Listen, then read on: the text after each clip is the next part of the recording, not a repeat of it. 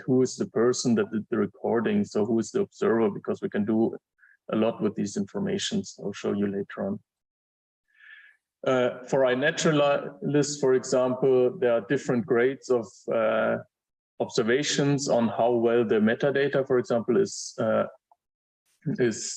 recorded, and the highest grade or quality for data in iNaturalist is called research grade, and this includes that the data point for a species has information on the date, that it is georeferenced, it has a photo or sounds of the species, and it isn't of a captive or a cultivated organism, so really a species that you've observed in the wild.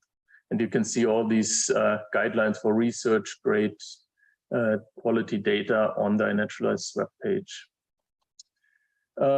These meta information and recorded traits, so who recorded this, for example, and what is their background, this can be very important depending on what questions you want to ask or what information you're interested. Just very briefly here, you can see different traits of what you might be interested and hypothetical recorder profiles. So if you're having a taxon specialist or a casual recorder, like anyone who could go outside. And if you're, for example, interested in complete species lists of a taxonomic group or of a family in a certain region, then it's probably more appropriate to use data from taxon specialists or county specialists, so people who are very experienced in the region, but less so when using information from a casual recorder, because there might be errors in identification and so on. So that's something you can look at later on. I uploaded the slides as well, so it's quite interesting to see how these recorder traits might behave in terms of what you're interested in information. Yeah, so jumping a bit more into details. So for example, if you're looking at GBIF data, we can have different biases along different axes. So our data is more or less complete across 3 different axes. So this can be taxonomy, species, and time. So for example, we could have information of a species 5 here, but we only have 2 points in time, so XY1 and XY6. Or for others, we have more points in space, sorry, or in time here. So there are different, so we have this data cube of information, and this is never perfectly filled. There was a very nice study by Carsten Meyer and colleagues where they looked at these biases in GBIF, and you can see here the taxonomic coverage of plant groups, so bryophyte, pteridophytes, gymnosperms, and angiosperms in GBIF, and the spatial distribution and the temporal coverage. And you see certain biases here. We have in dark purple the number of accepted species, and then in this light blue the number of accepted species covered in covered in GBIF. So you see that for a lot of taxa, for example, for bryophytes, we have a lot of accepted species, but only very few are covered in GBIF.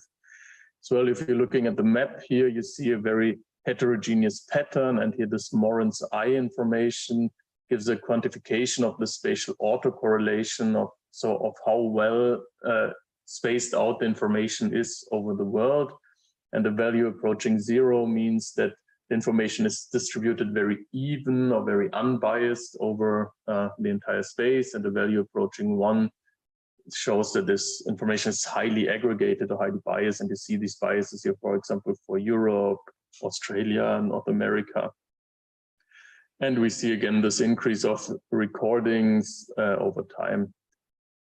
We see similar things for the geographic coverage of different species. So we see here the coverage of different species in space and time is a bit better for the different families, but still we have a lot of gaps of information. The same for the temporal coverage. We have a very heterogeneous information of these data in GBIF. Yeah. And again, the taxonomic bias is a bit more broken into different taxonomic groups. You can see here we have a set of taxonomic groups where we have really good information, so birds, mammals, some plants, genera, amphibians. So in general, charismatic species a lot of people are interested, are very well covered, and others like insects or like spiders, etc., are not very well covered in GBIF, and that's something to keep in mind if you want to work with different taxonomic groups with data from GBIF. As well, sampling bias, another example from iNaturalist. So here we have information of the intertidal community along the California coast based on GBIF data. And what we can see here is, again, this data cube with space, taxonomy, and time. And we see the darker the red, the more information we have for these points. So this is quite a heterogeneous information. We can see here on the top left, that's the number of observer, which correlates very much with latitude. And in this case, for this community in California, latitude correlates very much with the access to locations up to the coast. So we have a lot of observations at locations that are easy to access.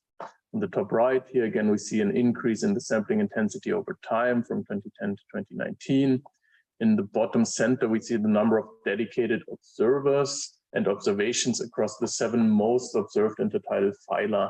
And here we see that some of the phyla rely very heavily on expert observations. So we have, for some, we have a big discrepancy in the number of dedicated observers and the number of observations. So some taxa are more easy to describe as for non-experts and others are not. If we're going to another figure for the same community, so we stay in this community, we can see here on the left-hand side, this panel, the observer effort on the y-axis, so very low observer effort and very high observer effort, and the range of completeness for the 6 most equally abundant species in these regions that we see, which is not surprising that with a high observer effort, we get a better or a more complete picture of the range of the species. We look at the 6 equally abundant species together, we see that, or these iNaturalist data suggest that there are differences in how frequently species are observed, and this unrelated to their actual occurrence. And this is often related, for example, to their detectability. So here we have very high correlation of range completeness with different observer effort for this mollusk species, which is very easy to find, but others where we have very low information on the range completeness, even though the species are equally abundant. It's maybe related to the seagrass being less accessible in sampling, or this species here being very well hidden in the landscape. So there's an increase in the probability of false absences for certain species, depending on how well they can be perceived or found in the landscape. There is a very nice publication which puts together how you can account for all these biases and community contributed data, which is written by Giovanni Rapacchiolo. And they provide kind of a scheme on different steps on how you can account for biases and community contributed data. I'll walk you briefly through these with some examples. But it's a very good idea to look into these, and there are these different steps you could take. Depending on what question you want to answer, you need to take all of them or only some of them. So on, you'll see this in the following slides. So this first way of accounting for bias is to reverse engineer the survey structure. This relates to understanding your data and the way they have been recorded, which is super essential. Of course, if we are working with data, we need to understand how this data is structured. So you have to specify the overall structure and understand what the information is you're having, so the spatial scale, the taxonomic resolution, and then you can access spatial, temporal, taxonomic metadata of how and where your data come from. This includes the name of the taxa, coordinates, timestamps, uncertainty of coordinates, server identity, and all these kinds of things. And based on these metadata, you can start with filtering and a cleaning process and an aggregation process of your data. Filtering or cleaning is related to reducing, for example, measurement error or equalizing observer effort. So can identify areas, time periods with a minimum amount of data, which you might not be interested, or it could remove sites with less than 2 visits across years because they might not be well sampled and so on.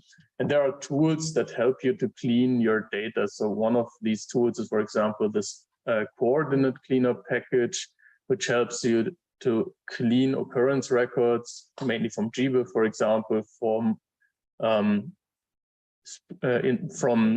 different biases. So if these are recorded only from natural history museums, or if the metadata is not complete, and so on. Aggregation here means that you can decide and to aggregate your information at a spatial, temporal, or taxonomic unit, and there are some kind of general rules here. Is that the more you aggregate your data, so the more complete your species lists get, for example. So if you have a very tiny plot, you probably have a very biased sample of information of species, because not a lot of people get to these regions. But if you aggregate this, for example, at the country level, you get a very good understanding of the species list for the entire country. Of course, aggregating species to a higher spatial scale might not be what you want, depending on the questions you want to ask. If you're interested in the local community, using data at the country level is probably not appropriate. The second way, or a second way to account for biases, is this borrowing strength across taxa. So this is something where you can infer information from the community information, or information of other species in a region. So the presence or the absence of other species may indicate that the presence of a specific species should be there, even if it's unrecorded. So if we have, for example, a good understanding of the community and the interaction of the community, and we have a specific pollinator that is very specialized to a certain species, plant species, and we don't have the information on this plant species being present, we can or could assume that it's still very likely there if the pollinator is there in some abundance. So as well, we can infer other information. So if there are a lot of common species missing from the species list, this might be an indicator of overall low survey effort. And at the same time, we can look at the existing reference or search lists that can help us to estimate the likelihood of false absences of focal taxa from specific observations. Often such reference lists are not available, but it might be if you're interested in a very local case study. A very frequently used way of accounting for observation bias or biases in data is modeling these observation processes with your models. So this means you're including measures of variation in observer effort within statistical models. So you can do this by adding in a spatial autocorrelation term, or adding an estimate for search time, distance traveled during a search event. You can include a term on observer expertise or list length analyses if you have one of these lookup lists, and so on. Relevant models that are often used to account for this are, for example, mixed modeling approaches like GLM, like generalized linear mixed models, or generalized additive mixed models, or occupancy modeling, or machine learning approaches. And there's a very interesting paper here of occupancy models for citizen science data, which I invite you to have a look at. Just as a suggestion, or as a example for looking at generalized linear mixed models. So these are linear regressions, and in linear regressions, normally you assume that all unexplained variance is assumed to be the result of a random process. So it's assumed to follow a specific distribution, like a Gaussian error distribution or so on. But the assumption is that this error is independent. However, we can account for relevant covariates as predictors or random effects to account for a systematic bias in the data. So for example, spatial autocorrelation or observer bias. And these random effects then can account, for example, for the variability in the data influenced by the people who have sampled the data. As an example, in a normal regression model, we assume that the observer, that each observer contributes one data point, but in reality, this is of course not the case. So in reality, observers contribute more data points than others, so they are affected by their perception and their sampling. So we can include observer ID and model it as a random effect in a generalized linear mixed model to account for this observer-to-observer variability. Yeah, there's another nice publication on how you can account for these biases I give you here. Just as an example from the practice or from our work that we are doing. So we looked, for example, we looked at the distribution of alien species worldwide, and you can see here that there are different biases in the spatial coverage of the species. And what we did here is we tried to get an estimate of sampling effort for the species to include this in our model, which tried to explain which drivers are driving these distribution patterns. How did we do this? We used data from GBIF, so we estimated sampling effort for native species of 5 taxonomic groups: amphibians, ants, birds, mammals, and plants. We obtained global data at the grid cell level from GBIF and got the percentage of completeness for native species inventories in these grid cells. We then aggregated it to the level of our studies, so countries in this case, and used this term as a predictor in our model. And you can see it here. So we have this predictor, which explains some kind of variance in our data. And this case, we have this way we account for spatial bias in our data set to make the assumption or the findings for the other variables more robust. There's a very nice paper by Thomas Bird who gives an overview of the statistical solutions for error and bias in citizen science data. So it gives different information for different models and the R package you can use or that are there to run these models. And it gives example studies where, based on citizen science data, other colleagues have used this method to account for a certain bias. So I'm inviting you very much to have a look at this if you're interested in bias correction. Then finally, we have this possibility to integrate standardized data sources, so joint references. So there we can combine structured and unstructured data sets. These are so-called point process models, or as well called inhomogeneous Poisson process models. There's a very nice paper by William Fithian on that.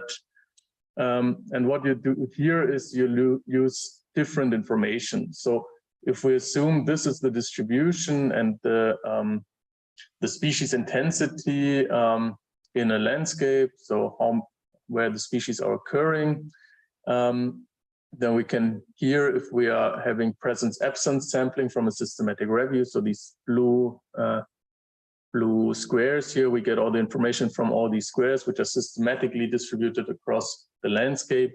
We will very likely find the same landscape.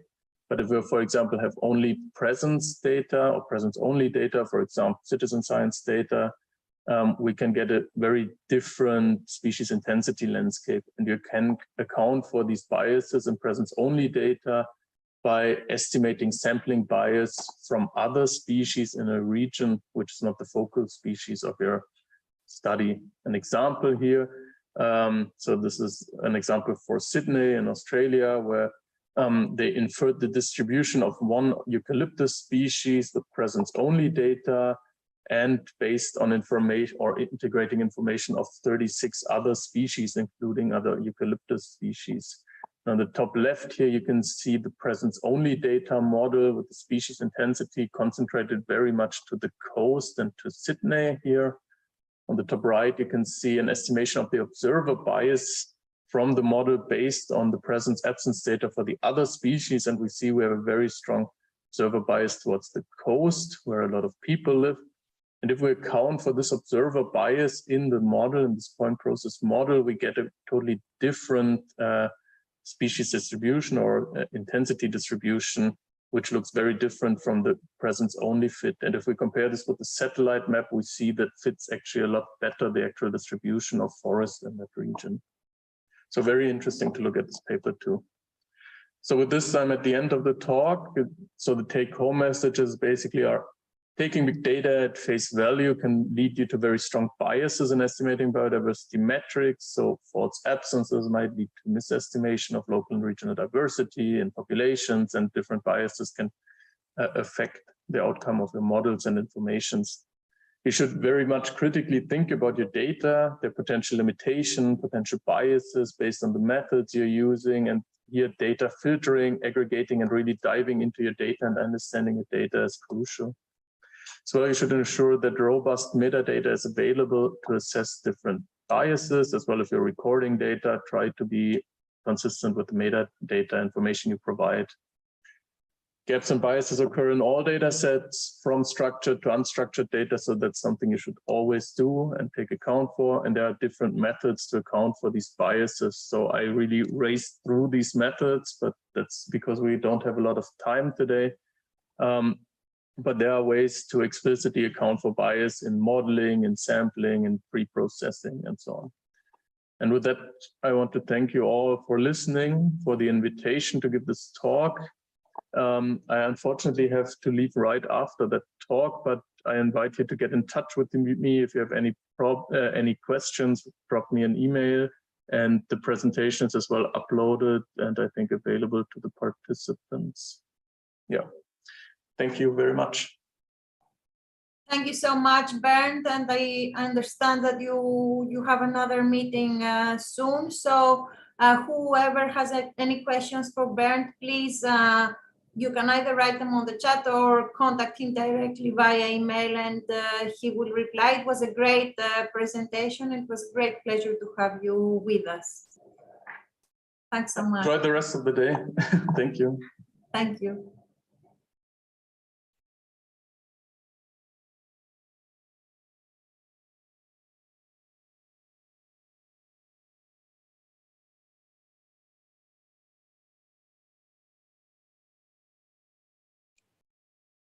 Kelly, you're muted. Oh, what a disaster. I don't know why they trusted me with these presentations, but anyway, so you didn't hear me thanking Bernd either, isn't it? So many thanks to Bernd for being here with us. It was a great presentation. It was very intense with lots of information, and I'm sure you will have a lot to ask him about. So please get in touch with him via email because he had another meeting. And without any delays now, I would like to introduce you to Hanno Zibens. Who doesn't know Hanno Zibens? He has an admirable publication record. He has done loads of work on biological invasions. He's leading one of the chapters of the IBES assessment, the global assessment for invasive species.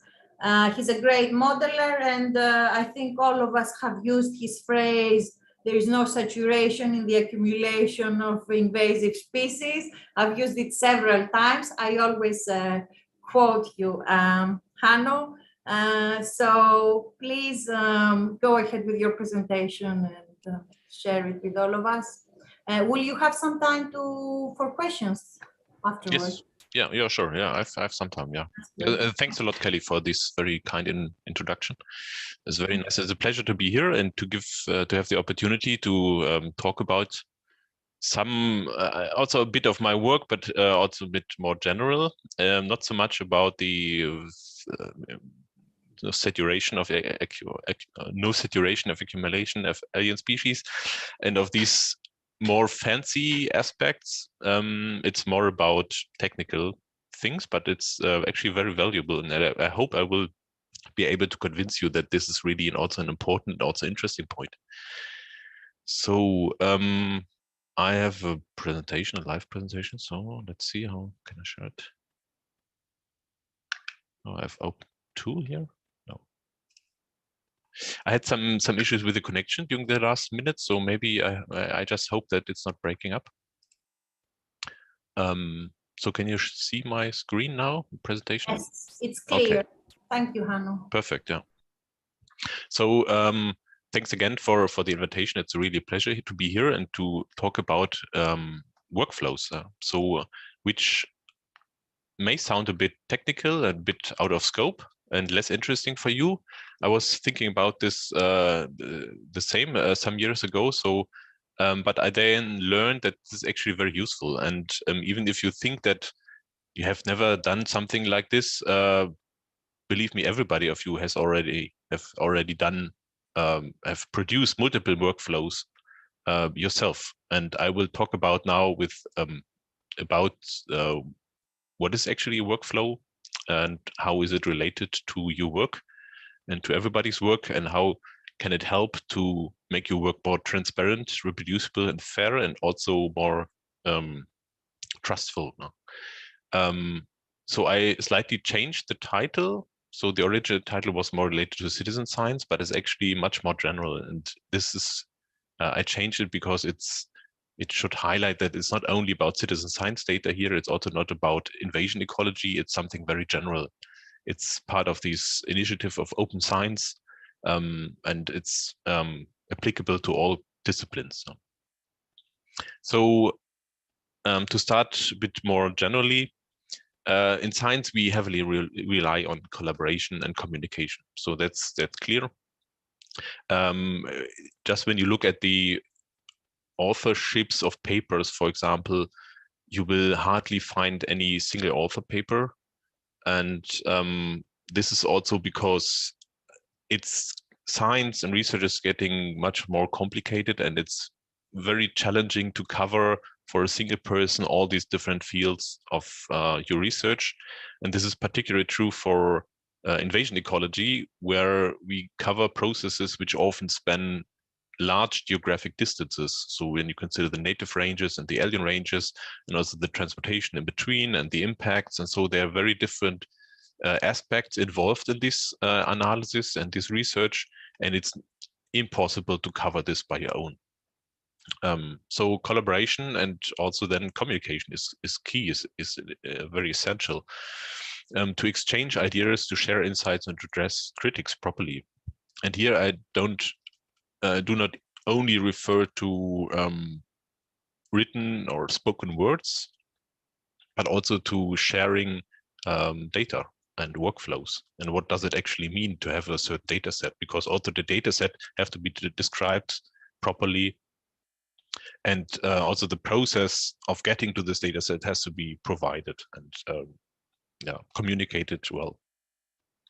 So what we need is to find to have a standardized way of communication to exchange ideas, but also data, which ensures then the full transparency and reproducibility of our work. The current situation is actually surprisingly poor in terms of reproducibility and transparency. There are studies analyzing the transparency and reproducibility of other studies, and they came to the conclusion that about 70% of the studies are actually not reproducible. And I would expect actually that the number is even higher than this, because usually papers do not provide all this information which is necessary to make a study really reproducible. And standardization of different data sets, for example, or terms, or individual variables is usually done within just single projects. So you have a project, could be a paper project, and you write a paper, and then you integrate some data and you transform them, and just for this paper or for this figure which you produce.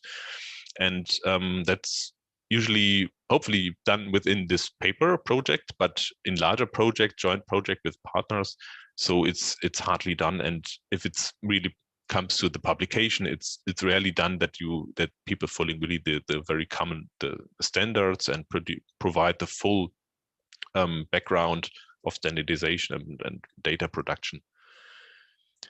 And I was also experiencing this myself. So in my work, so I had to repeat certain steps again and again and again, because I had to integrate similar data sets, for example, and then standardizing single variables, like, for example, country names, something simple as that. So I don't remember how often I had to standardize country names, because it's very different, written in very different ways, and it's such a pain. So here workflows can help a lot, and standardization of workflows can help a lot, of course, too. And when it then comes to the publication, and we usually think of in terms of scientific publications, we usually don't report all these details which are done, all these individual small decisions which we have to take when we work on data, when we transform data somehow. Because a paper is not suited for providing all these details. Paper has a certain method section, and we expect certain aspects mentioned there, but we certainly don't expect to have all these individual steps of, okay, how was this country name used, or how was it renamed, or was it written in with capitals, or is there the or the end, or how it's written in detail. So this is these are so many details, so many little decisions we have to make that nobody is interested to have it in the paper, which actually means that also our work is often not reproducible by others and not transparent. And in addition to that, it's quite inefficient. As I said, when I have to rename or re-standardize country names or whatever names, again and again for each individual paper project, it's very inefficient. The solution is to think about workflows a bit more and to invest some time in developing these workflows. And but first of all, what is actually workflow? So the workflow sits in between the raw data and the final data product. And the data product could be something like a figure, a table, statistics, or a simple number. And the workflow covers all these steps which are necessary to transform your raw data into this data product, all steps in between. And if they are written in a language like R, could also be other languages like Python or MATLAB or whatever, and they could be published together with the data product. And then if we have all these individual steps of data transformation within the workflow, the data product becomes reproducible. And I will explain it in more detail. So let's start with the raw data. So what do I mean with raw data? So raw data are obtained from, for example, experiments, laboratory analysis, online portals, or surveys, or whatever. So these are data which are generated beforehand, or which you get from online portals or colleagues or in other ways. So the raw data are not part of the workflow. You can consider raw data as a kind of input variable for the workflow.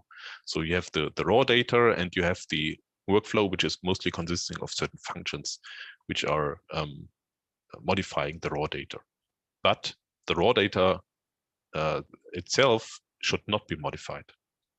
So the raw data is something which you get, and usually you should store it like this. So you should not touch the raw data.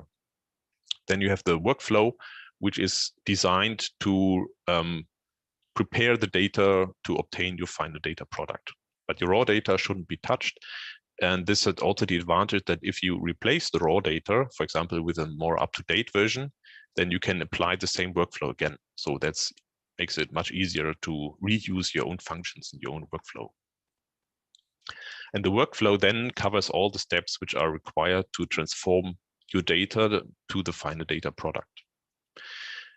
And this should really be implemented in an open source scripting language like R or Python. There are, of course, other ways to do this, but in this way, it becomes really reproducible and transparent. If you do this in with other software, like spreadsheet software like Excel, for example, and you click through your data transformation by modifying the data, calculating something, so it immediately becomes not reproducible anymore, because you don't usually report all these clicks which you have done, which you have taken during the data transformation process. If you use, in contrast, a scripting language like R, you write down each individual step. And then it doesn't take so much more to document the individual steps, and then your workflow, your data processing becomes reproducible. So that's really essential. And I really recommend to try to do as little as possible in other environments like Excel or so on, to do as much as possible in scripting languages or scripting environments. It should be user-friendly, which doesn't necessarily mean that you should provide it to your colleagues and they should write it that everybody in the world can understand it. But the user most often is yourself. So if you write code, if you script, write it in a way that it's understandable also for yourself, because very often you will use the code or reuse the code or part of the code, and it's very useful to have it in a way which is easily understandable for yourself. So keep in mind the user, the most frequent user is yourself. And the workflow should be structured in a way that it's really easy to follow. So you should have short scripts, for example, focus on a certain topic or a certain theme, and could be something like producing a figure. And then you have 3 steps. One is importing the data, one is preparing the data, and the third one is plotting the data. And so that it could be easily organized like this, could also be visually organized, the script like this, and then you have one script ready. And then you have another script doing more data transformation steps or whatever. So in this way, you have many, many different scripts, which you can easily also apply to other situations. That's very useful and handy.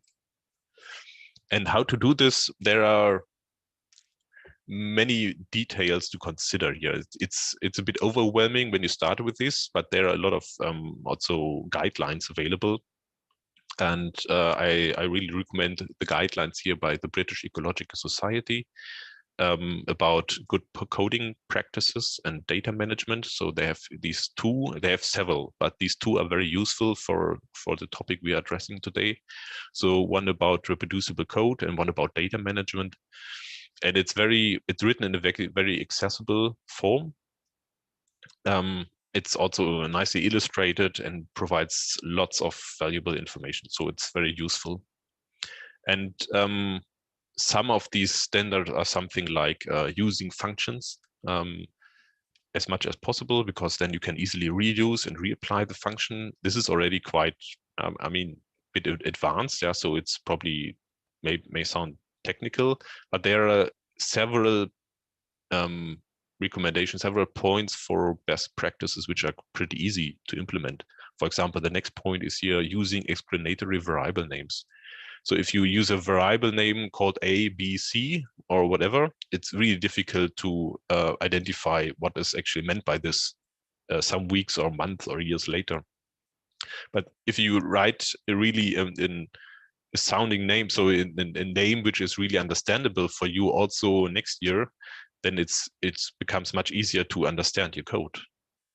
You should also provide comments in your code, in your scripts, and it doesn't have to be really long text blocks or so, but it's very useful to have even short comments like import data or calculate total numbers or whatever. Could be really brief, but it's very handy, very useful to have these comments already in your scripts. You can also provide a README or a manual, and this is also depending on the extent of your workflow. So if it's just a very short script or a single script, then you could add a header which briefly explains what's actually done within the script. You can also provide, of course, a manual which describes also in more detail what's actually the individual steps, which is more important when it comes to a series of scripts. And in the header of the scripts, you can also add information, what kind of data should be imported, what is the export of the script, if there's any. And there are, of course, many more aspects to consider, but it's often not necessary to consider all of them immediately, but to take on just a few of them, which are really useful. And when you write scripts and when you share scripts, there are different ways how to do this. You can do this by email, of course, but then it's a bit difficult to follow up. And particularly when you work with colleagues together on the same script, it's very useful to use platforms like GitHub. GitHub allows you to sync your local folder and the code stored inside the folder to an online platform which provides version control. So you submit a new version, and then it's also stored as a new version there with a comment what has changed. And when you and others could also access it directly and could see, could track what we have changed. So it provides a version control. And then there are other platforms which are more related to storing data sets, larger data sets, like Zenodo. But there's also Dryad or other platforms. And Zenodo has the advantage that it can be linked to GitHub. So every time you upload your code there, and then you can provide a release on GitHub, you can produce a release. This release contains then all the scripts at a certain time.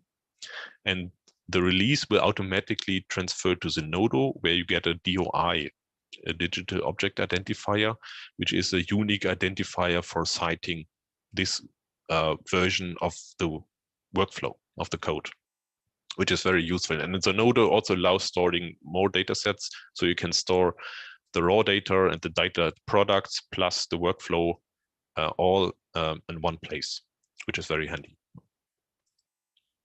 And the ultimate goal is then to make your work fair. And FAIR is an acronym which stands for findable, accessible, interoperable, and reusable, and addresses a few points which I haven't mentioned before.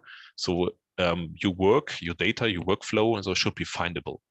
So if it's stored as a supplement of a paper, for example, which is quite common, it's usually not findable or difficult to find, at least, because search engines are not screening the supplements of papers. So it's better to store it on Zenodo, for example, or on GitHub, which makes it much more findable. It should also be accessible. So you should provide the opportunity to access the files. That doesn't mean that you have to give up all rights. So you could put a license on it, and then it's actually, you should always put a license on this. And Zenodo, for example, always ask what kind of license you wish. You can have an open access license and free of use, but then it's clear how users can take advantage of your product. It should be interoperable. I, for example, work on Linux, and in Linux, just the description of the folder path are written in a different style than on Windows. So my code, or setting the working directory in my code, wouldn't work on another platform or on a Windows machine. But then you can use certain functions like file.path, it's called in R, which directly takes care of this. So these are minor things and which are easy to change, but you can easily incorporate, and you can easily incorporate it into your script. And data should be reusable.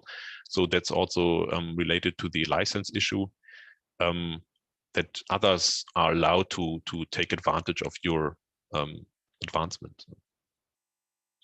So this is an example from my own work, and I have to say, I was hearing about this some years ago the first time, and I was a bit skeptic. So about this, okay, what the workflow sounds very time-consuming, and then we have a workshop series called Stwist in Germany, and I was asked if I'm willing to put this all together and write a paper about it and publish a workflow, and I was very skeptic. So.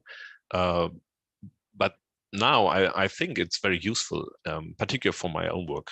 So, and I honestly, I don't know how many other people have used it, but I use it a lot myself, and which was very useful. So I brought up the example of standardizing country names, for example, or any other names, also species names, or and I had to do this again and again. Now I have the workflow, and I can easily access just parts of it. And I have found my own standards for my work, and know how to do this and how I can reuse the code, which is useful. And it doesn't have to be a very complex workflow. So here the workflow is mentioned as described here in the second column, and just a series of individual steps. So it's not many steps, it's just, I don't know, 7 steps or so. And so it doesn't have to be very complex, but still it provides a very useful way also to communicate the standards you're using in your paper. And in this way, it produces a data set which I'm using also for other papers. So in these other papers, I can just refer always to this paper and to this data set. Is all versioned, all documented. So I don't have to care about the documentation of the process of the data processing in the following papers. And then I provide the code. And here, this is just one example. So it's not perfect, but it doesn't have to be perfect. So it's totally fine. But here you see that there is a header available at the very beginning, which just describes where we are in the workflow and what is actually done here. It could be longer or shorter, or as you like. And I provided a couple of functions here, and then you have a runner script. And in this runner script, you just execute one function after the other according to the workflow. So it's structured in the same way as described in the paper. So then it's getting very clear. And in this way, also you have the individual steps, and you can easily take out just a single step and just use this information and this function, these functions.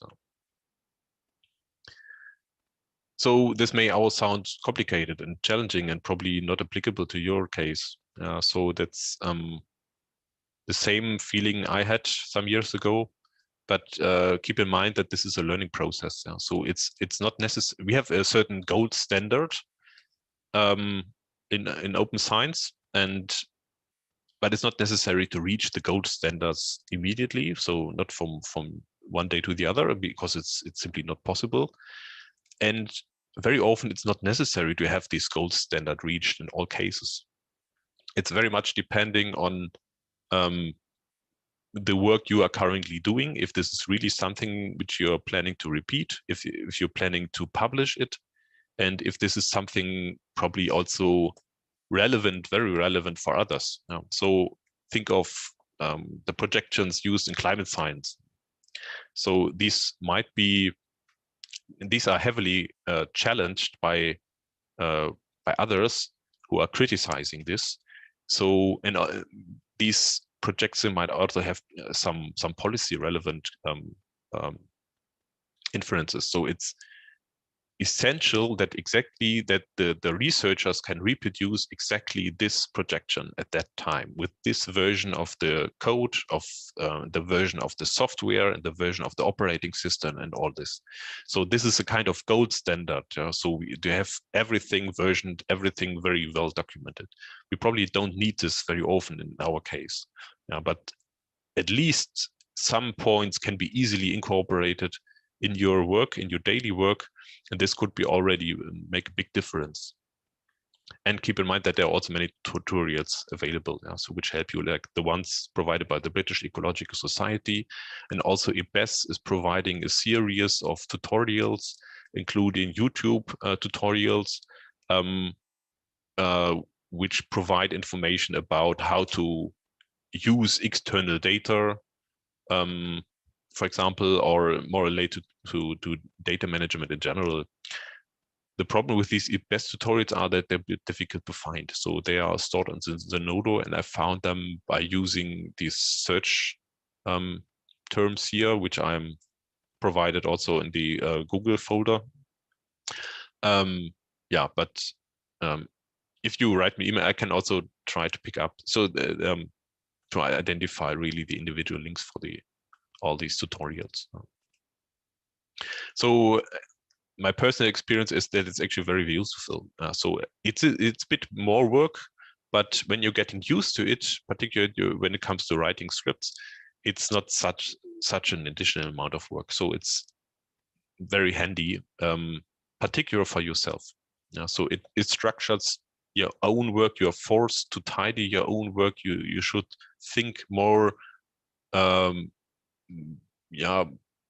more conceptually about your design of your work, and you can much more easily reuse your own functions workflow.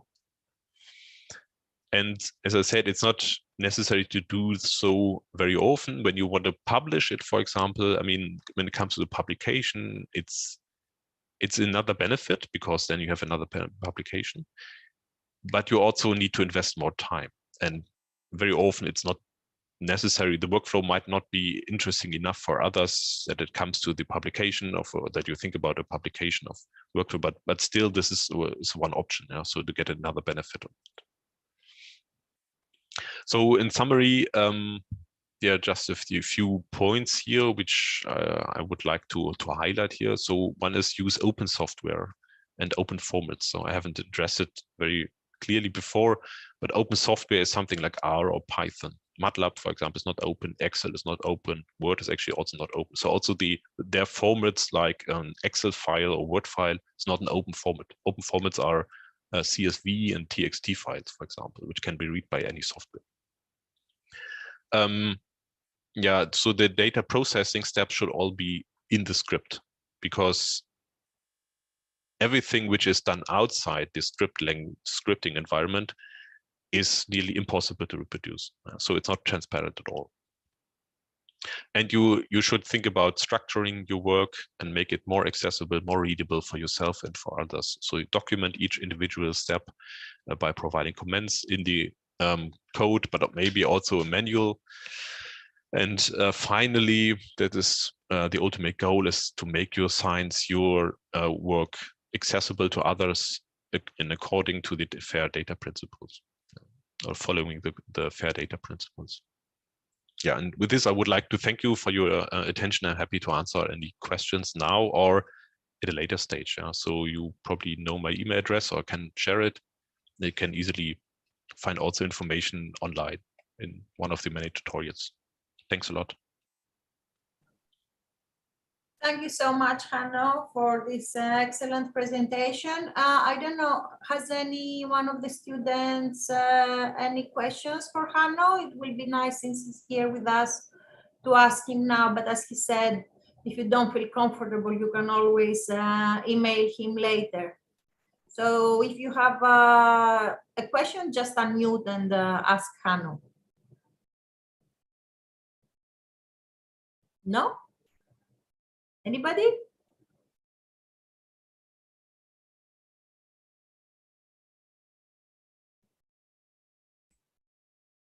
I have a question for Hanno. Hanno, for I think we have Maria. Sorry, Kelly. Oh, okay, that's great.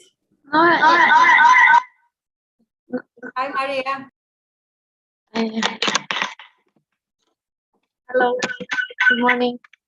I just wanted to ask Hanno about the workflow and the R codes. Are these available anywhere in GitHub or somewhere we can see the find? And also the paper that is linked to this work. Thank you very much. Thanks a lot. Unfortunately, I didn't get the full question because it was a bit interrupted on my side. So, Yes, I'm sorry, because we share room with other students, it is kind of hard, and I'm sorry for the technical part. My question was about the R code you show us to the presentation, about the workflow you use, about the using the R script in order to standardize the format of different data sets. Is this available somewhere freely for us to use? Ah, okay. Yes, thank you. It is freely available. Yeah, I will pick up the link. It's on, as I said, so this is my my best example, my best case example. So I'm still not, I've never reached this gold standard, but this is probably the work which is closest to this gold standard which I have produced before. And yeah, I learned a lot while preparing this, and it's really, as I said, it's on GitHub and it's on Nodo and it's published, and I can share all the links now. So yeah, for sure. It's, and I mean, I repeat myself, I know. So, but it's really important to think about this as something useful for yourself. Yeah, so it sounds technical and it's probably a bit intimidating when you think about writing. It doesn't mean that you have to be a very super coder or so, that you have to be very good in coding. It's something often very simple, and you just, when you write something down, when you write a code, you just should think about somebody else trying to understand what you are doing. And as I said, most often you are the person who's trying to understand what you have done at the later stage. So it's very useful to think about more structurally about coding practices.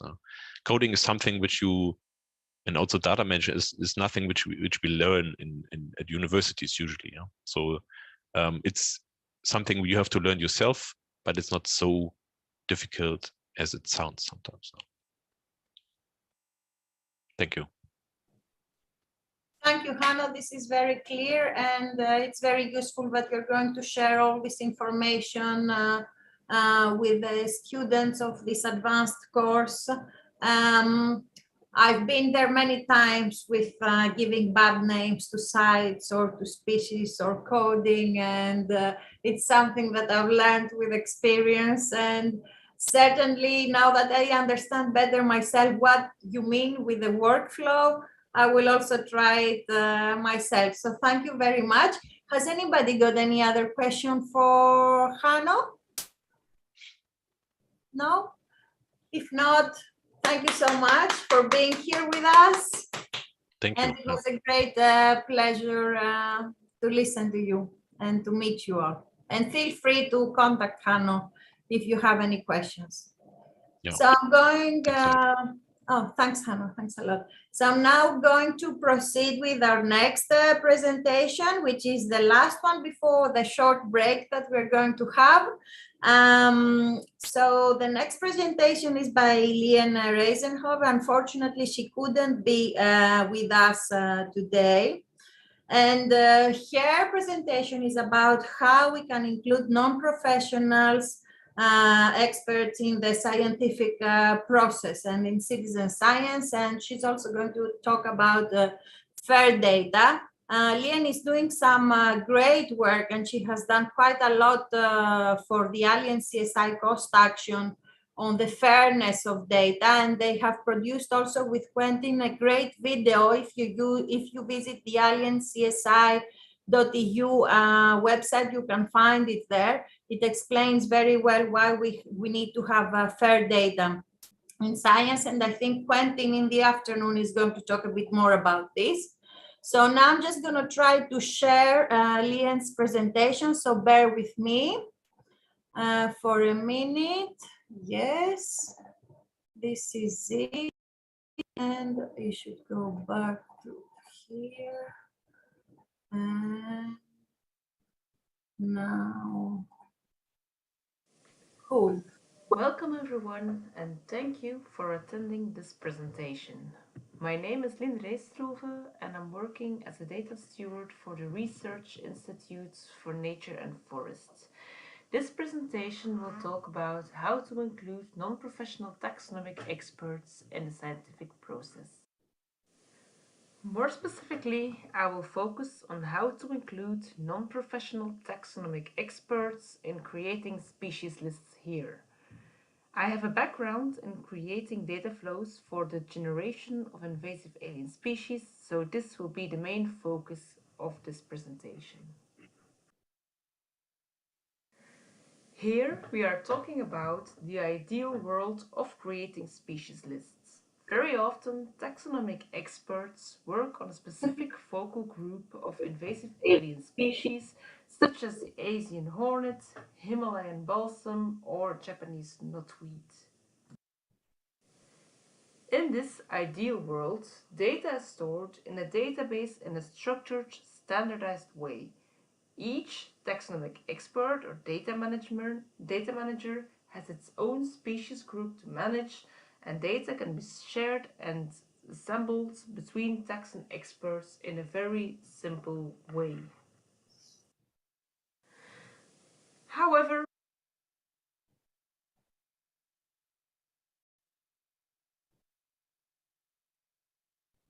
this is the real world.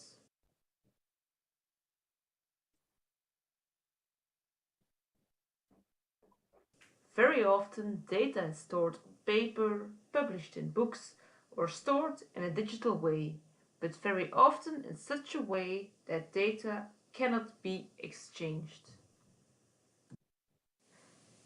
The result is that very often data just gets lost. When people retire, data is stored somewhere in a closet and no one can ever reach the data again. So the question is, can we do something about this?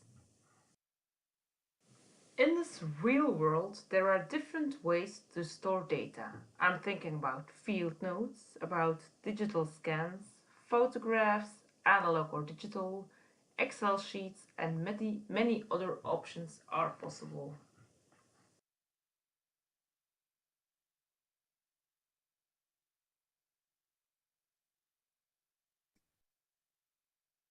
Kelly, I think the sound is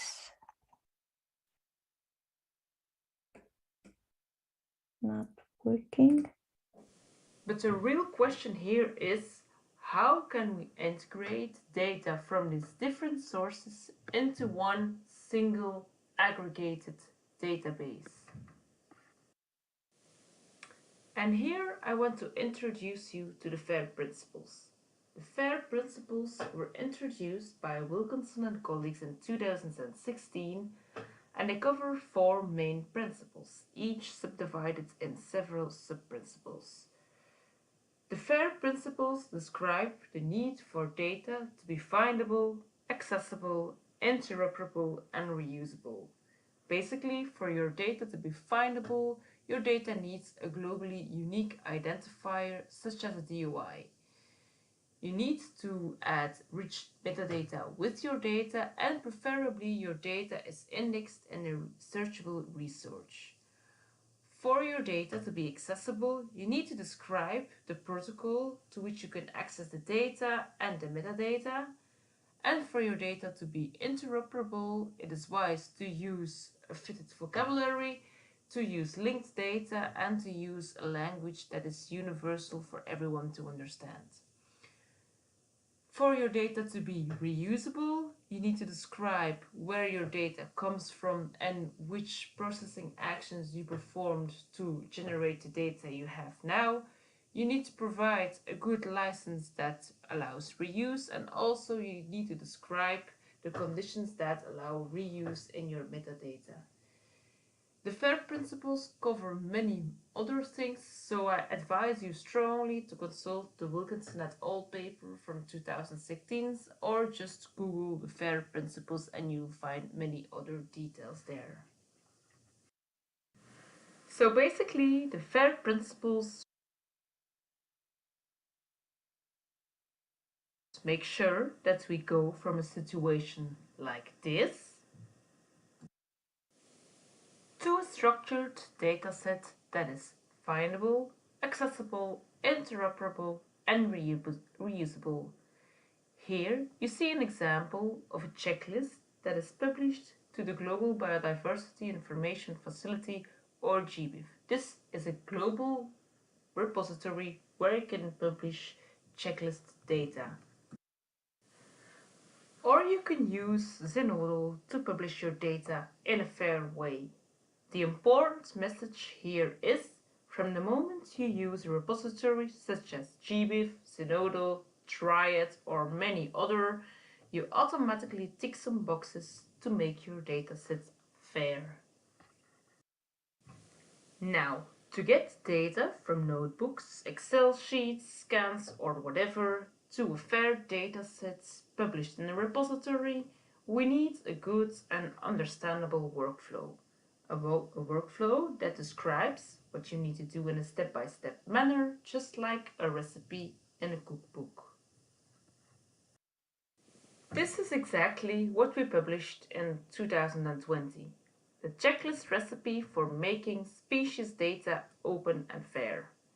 In this research article, we describe to you the steps that are needed to publish your data in a fair way. We describe this in a way for anyone to understand, including non-professional taxonomic experts. So let me talk you through the workflow first, and we'll dig deeper later in this presentation. We start from the raw data that might be digital, analog, machine readable, or many other types are possible here. After good source data management, your data is transformed to a digital, machine readable, and tidy format. We then apply the reproducible data transformation, which results in a digital, machine readable, tidy, and now standardized version. And we then publish the data so that your data is documented, licensed, and preferably open. We also need to add an additional documentation step in the process to inform people about the context of the data and the transformation steps you did.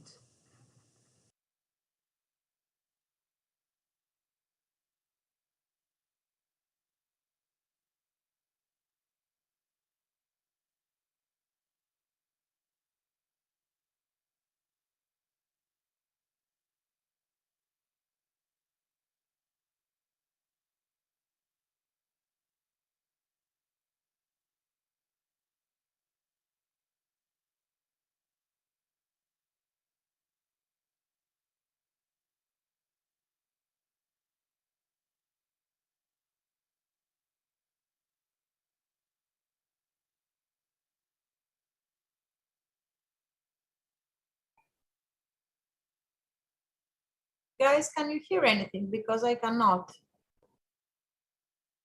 I'm not sure what has gone wrong.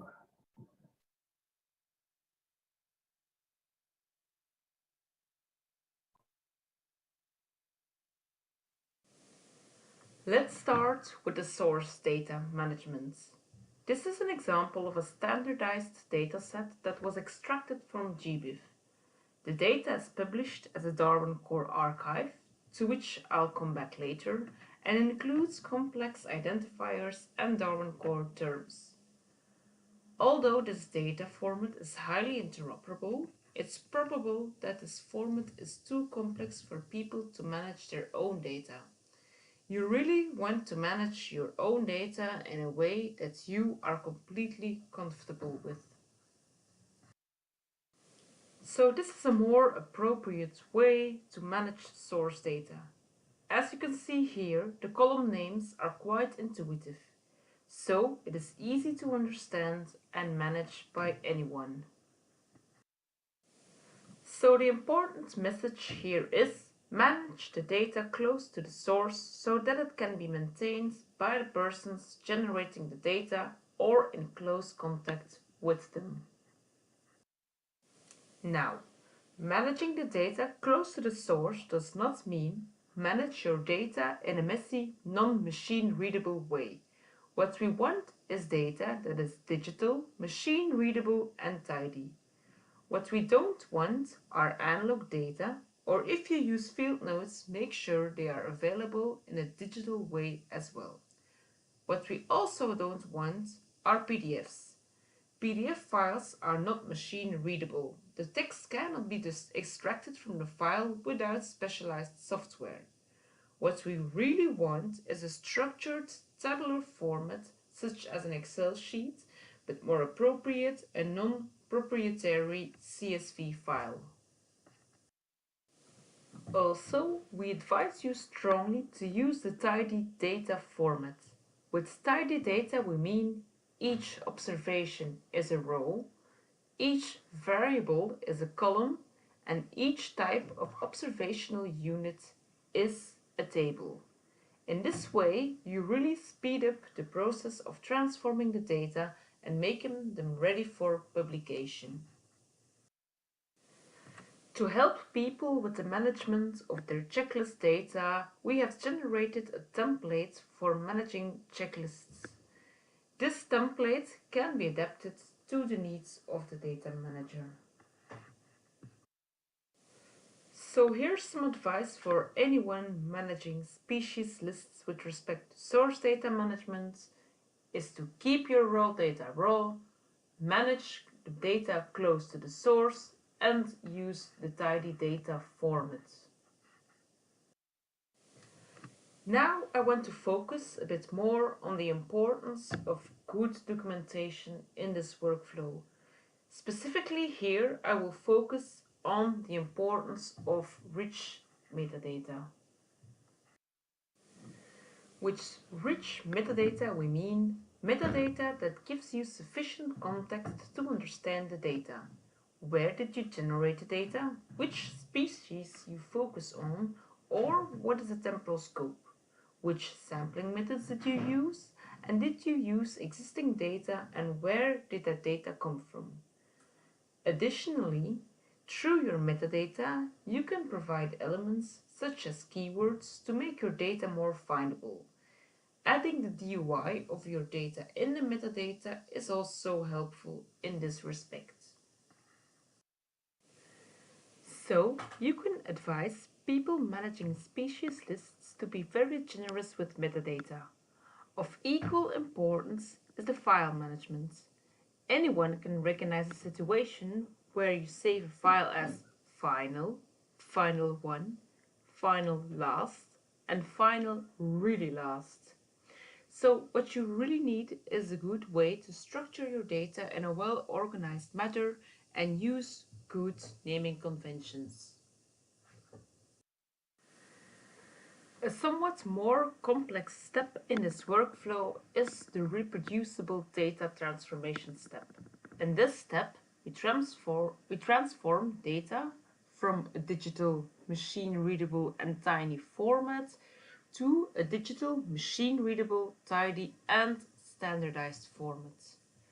Although the step is more advanced, we have developed some tools to reduce barriers and as such to include non-experienced users as well. But first, why is this data transformation step required? Well, let's check several examples of species lists that I have published over the last few years. Information about the scientific name of a species is included in fields named taxon or species, or in this case, Latin name. Although a human being can say that the content of these fields cover the same type of information, a computer can never know this. So, aggregation of the data in this case is made much more difficult, and it needs an extra translation step to something the computer can understand. And this is the solution. Keep calm and use Darwin Core. But what is Darwin Core? Darwin Core is a glossary of terms and definitions of these terms to use in the reporting of species occurrences, of populations, and of sampling events. Anyone can use these terms to report on biodiversity data. By using some terms, the same terms, data are made interoperable and data sets can be easily aggregated. This means that the raw data needs to be transformed to what we call a Darwin Core archive. An example, raw checklist data often contains information about the year a species was introduced or first observed. This information is contained in the field called start year here. To map this to Darwin Core, the header of this field is translated to the Darwin Core term event date. Additionally, the content of the field may need some cleaning, as for some Darwin Core fields, we need to use standards. In case of the field event date, we use the ISODate format. This whole process of data transformation is called mapping. But what if this checklist is updated on a regular basis? Does this mean that we need to do the data transformation step each time a dataset is updated? You can understand that this is a very labor-intensive process, something we really want to avoid. Instead, we suggest to do the data transformation step using a script. In this R script, we use several pieces of code to transform the data. We import the raw data, we run the R script, and automatically a Darwin Core file is generated. This has one very big advantage. Each time an update of a checklist is published, you just rerun the script and the Darwin Core file is updated. This is an example of such an R file where we provide the code for the data transformation. You can see here, for instance, how we map the field's occurrence status based on information contained in the raw file called presence. We also map the fields start year and end year. While doing this, we code for some data transformation steps that finally result in the Darwin Core terms. You can see that this R script is machine readable. However, it's not very human readable. It's not quite easy to understand as a human being what this code actually is trying to say. So what we really want to do in the script is to talk the reader through the script. We do this by using R Markdown. For each piece of code, we write down some text with background information about the data transformation. This is useful for the unexperienced other readers, but also for your future self. Using this approach, you will always remember how and why you performed some data transformation steps. So if you have a look at the script now, you can see that parts of the script in gray are machine readable, but that it also contains some human readable text. So both machines and humans can now understand the data transformation. Now, this whole data transformation thing can be seen as somewhat complex for unexperienced users. I won't say that it is 100% easy, but we have developed some tools to lower the barrier for non-experienced users. We call this our checklist recipe. In this recipe, the link is provided in our 2020 publication. We provide templates, tools, and most importantly, background information on how to use, to adapt, and how to apply the recipe. The goal is that anyone working with species lists can understand and apply our workflow. And with this, I would like to thank you for your attention.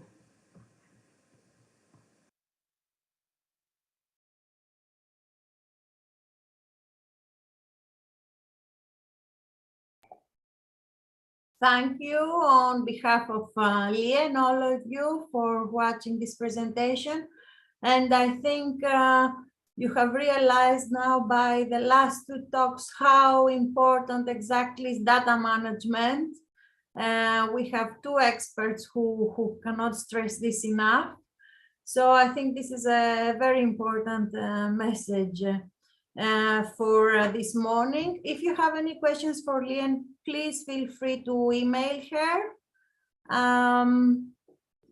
And now we can have a short break and maybe come back like in 10 minutes, Anna. What do you think? Yeah, that's great. So let's meet back in 10 minutes. 11:40. That would be great. Thank you so much, Kelly. Thank you, Anu. And Thank you, everybody. Anna, so See you in much. 10 minutes. See you.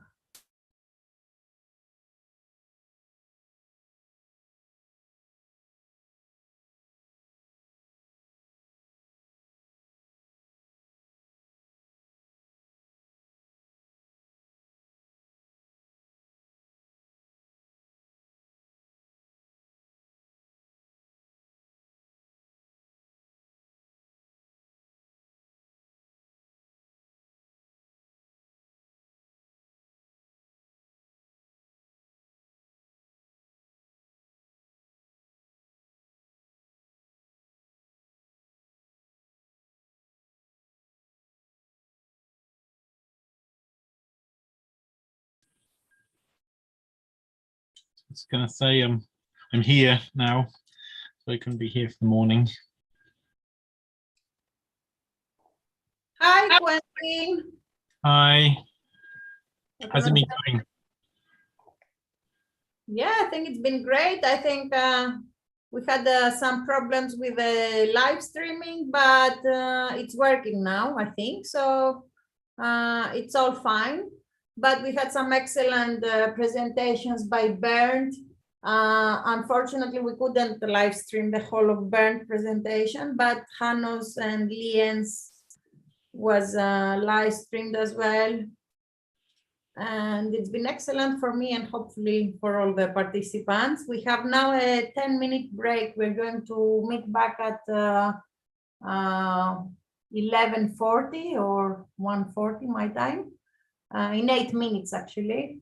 And we have Elena's and Team's presentation that are not going to be live. And then a break for 1.5 hours or a bit less actually. And then back at 2 o'clock with for your session. Okay, that's fine. I will just lurk in the background, and if there's any questions, I can hear them. That's great. Thank you. That's great. Okay. I have my cat tried to set the house on fire today. So I'm yeah, because my husband keeps leaving the boxes and things like that on the oven thing. And then he went and he pressed the button and I could smell the smoke and I was like, what is it? But luckily, yeah, so now he's very calm here. So I'm gonna keep him here because it's safer than have him running around the house. Look at the cat then. But yes, this is one of the cats. This is the naughty one, Tigris, tiger. But yeah, I think the course has been excellent. The girls have been telling me who participate from Cyprus that they have been enjoying it a lot. And I think hopefully today's session is going to give them a lot of information. I wasn't able to say a lot about Alien CSI, about the working groups and stuff like that. I don't know if you want to go through a few things at the beginning of your presentation, but because we had a few issues with the live streaming, we're trying to sort it. We were a bit late for the presentation, so I didn't want to take anybody's time. So well, yeah, the afternoon is after my BioBlitz talk, then the afternoon is very much sort of free format, and so if people have questions then I can talk to them about it. That's great. That's fantastic.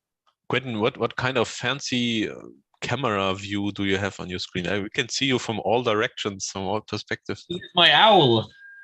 So normally at home I just use my webcam that's on my computer, but because it has noise cancelling and things like this, the sound is much better with the owl. So it's usually for meetings, so where you have multiple people in the same room and a few people hybrid. So yeah, okay, that makes sense. I had to bring it home because I'm going to a meeting next week where I need it. So I travel with my owl now because everything's hybrid these days. Looks fancy. Yeah, looks it.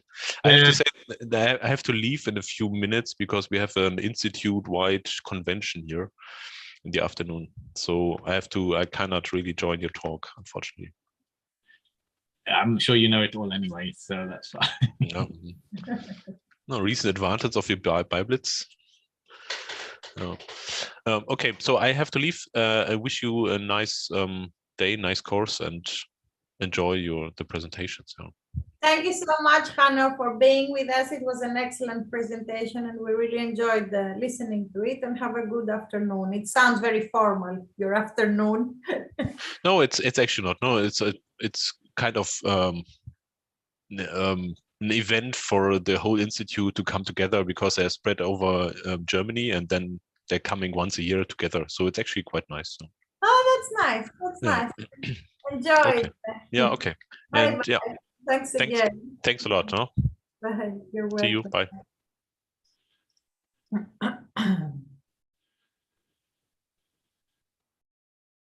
So you're not on Diego Garcia then? No.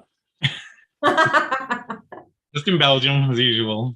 Oh, that's okay. We're coming on the 20th with Helen for different meetings. So hopefully we will see you if you have some time. In Belgium on the 20th of July. No, June. Yes, I think. Yes, June. It's soon. Yeah, I haven't booked anything yet, but I need to book it. It's for the cost of. I'm going to the cost office, and Ellen has another meeting, I think. But hopefully we can meet if you have some time, maybe for a drink. Wasn't Helen talking about coming to the Botanic Garden? Yes, I'm not sure when she's planning though. Maybe she's gonna come a day before me. I'm not sure. We haven't seen it. I haven't planned anything yet, but hopefully I'll plan it soon. Oh, how is the weather? It's lovely outside at the moment. I just went to put the washing out because it's not going to rain. So. That's nice. And Maria has been there last week. Oh, Eva says she wants a cat like that. So be careful what you wish, because my cat is very naughty normally. He's very cuddly as well, but he's very, very naughty. Actually, Lien's presentation is in the Google folder. It has the name of the presentation. I have named it Lien because I downloaded it to play it from PowerPoint. but she has the slides. And also, if you open the slides on PowerPoint, it should you should listen to the talk as well. But I will check again and let you know. Maybe I have a different folder from you, but I think we all have the same. But in case we do have a different folder.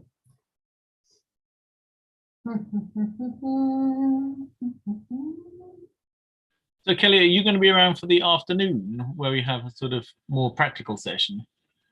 I could be, if you want me to be. I was planning to sit and, but if you don't want me to be, then I don't have to be. Whatever. No, I use all help I can. I will stay because I want to introduce you, although I don't think you need a lot of introduction, but I will stay to introduce you, and then I will stay actually to watch it because it's been very interesting this morning. I mean, I think for the first time in my life, I actually understood what you mean with the workflow, and I think both Hanno and Lian stressed a lot the good data management skills, which is something that I haven't quite mastered yet, despite my age.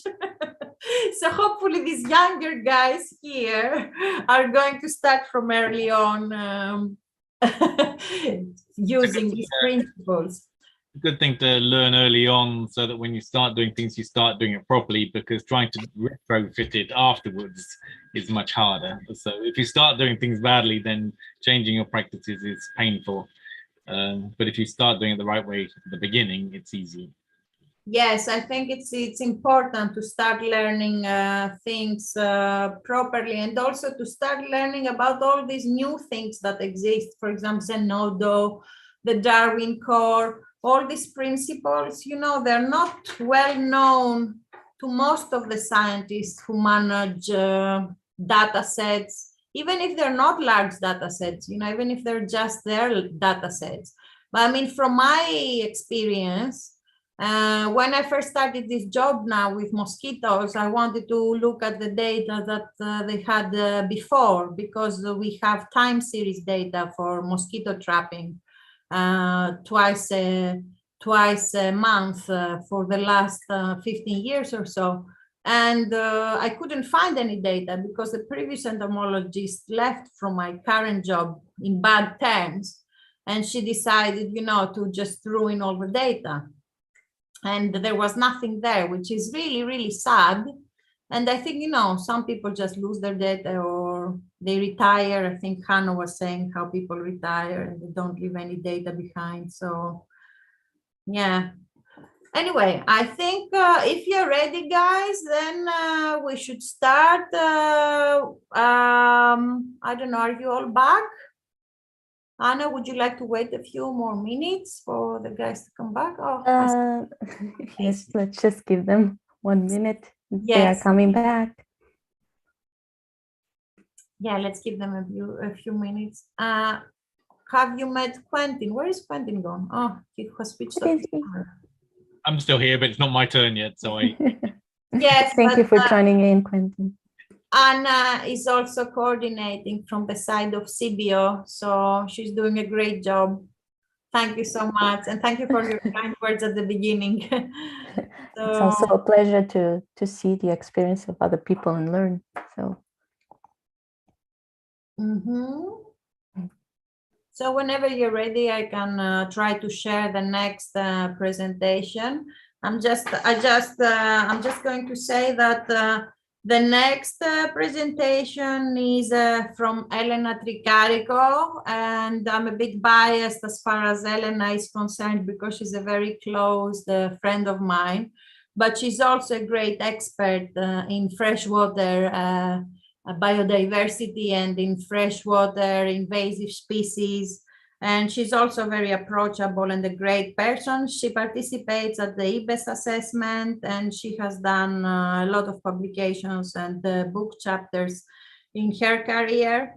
And today she's going to give a talk. Unfortunately, she cannot be with us because she's at Diego Garcia, looking at invasive species for a project that and Helen and a few others run together.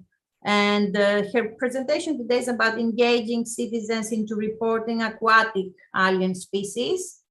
So for those of you interested in the aquatic, I think it's going to be very interesting, but it's going to be very interesting in general to hear Elena. So let me try to share the screen now. I think it's this one. Oh no, that's the end, wrong. Hold on a minute. I'm going to find Elena here.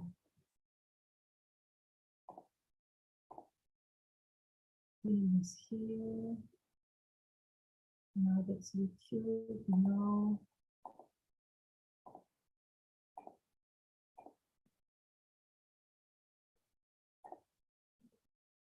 Just give me a minute, guys. Sorry about this.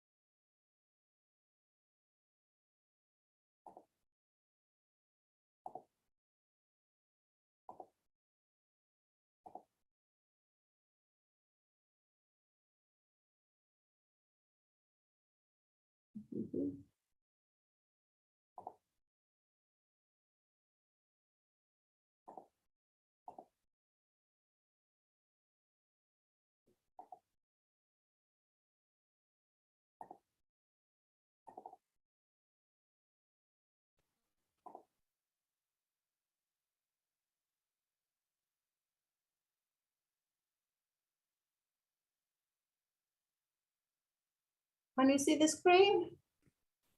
We can see the screen, yes. Okay, so hopefully now it's going to be.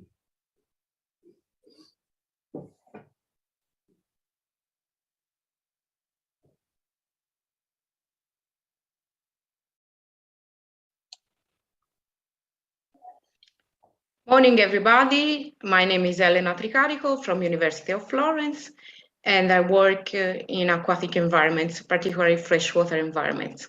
I'm very happy to be here, and I'm recording from my kitchen, so Kelly would be very happy about this. And as you can see from the title, I will talk about citizen science in aquatic environments. Aquatic environments are, very challenging environments, because we know that it's not easy to spot the species. When we talk about the species we have in Europe, we know that there are many, many species reported for our continent. I provide you here an idea of the number of species, but please consider that these are estimates. So as you can see, there are more than 750 alien freshwater species, mainly fish, while we have more than 1,300 marine alien species. And as you can see, marine species are double than freshwater ones, because we have Suez Canal in the Mediterranean area, and you know that Suez Canal is a powerful highway for alien species in marine environments in the Mediterranean area. The problem is that we know that aquatic species are very, very difficult to manage, because once they enter into the environment, they spread quite rapidly. And so it becomes very, very difficult and sometimes impossible to control them. So it's important to, report the species at the very, very beginning of the invasion. And we need citizens for this reporting, because researchers cannot be everywhere, and second, also because aquatic environments are very diffused in our continent. So this is a very common graph about the stages, management and stage of invasion. Maybe you already know it. And you know that at the beginning of invasion, the population of a species is not so abundant and usually is not so dispersed. So this would be the ideal stage of managing the species. because once we miss this stage, the population starts growing, starts increasing rapidly, and then we can end at the, with the last phase, when the species has already spread and dispersed a lot, and you cannot do many things to manage it. But as I told you, it's very difficult to report aquatic species because it's not easy to spot species in aquatic environments, especially, for example, if they are turbid environments. And this is difficult for researchers, and this is difficult also for citizens. But if we are many eyes on the ground, in the water, in this case, we can be more successful in reporting the species at the very early stage of invasion. However, as I told you, it's not easy to spot aquatic species. And from this review of Encarnação and co-authors, we can see that many articles dealing with citizen science, are on terrestrial environments, the gray part of the bars. And if we look at the groups recorded by citizens, we can see that plants and insects are the main taxa recorded by citizens. And this is quite obvious because they are the most abundant in terms of species also, but they are also the most known by people usually. But citizens, as I told you before, they can help to record aquatic alien species and can help to update their distribution. And we have many key people involved in such kind of activities, such anglers, fishermen, scuba divers, but also boaters, tourists, students, also underwater photographers and amateurs. So we have many people that we can involve in citizen science in aquatic environments. We can have also different tools to approach the citizens. So we can have the more traditional apps. For example, here you can see Aqua Invaders, an app developed in UK. Then we have a specific website where people can upload the pics they take. Then we can have cards, leaflets, and in these cards and leaflets, there are emails of contact, so people can send pics to the email reported in these leaflets. Or we can use also Facebook.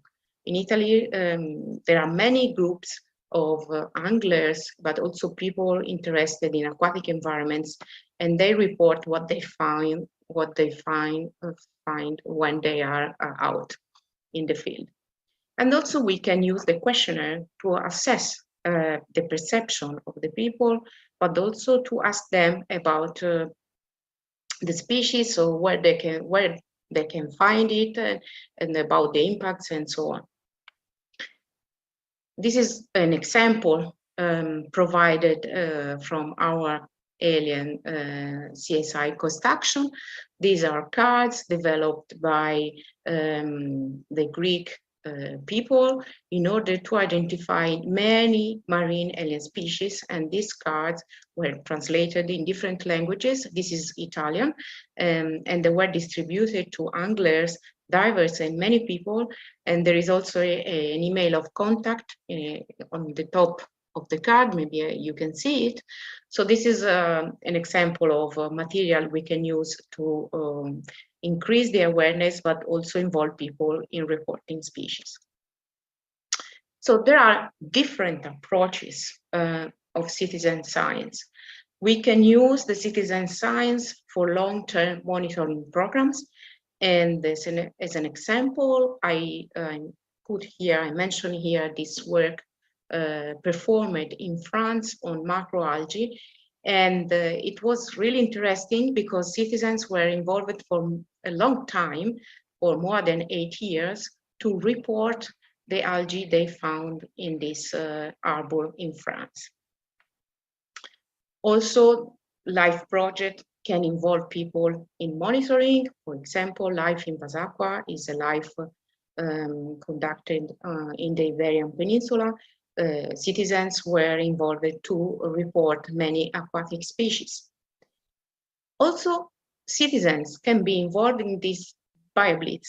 So this short event, usually 1 or 2 days of sampling together with the expert.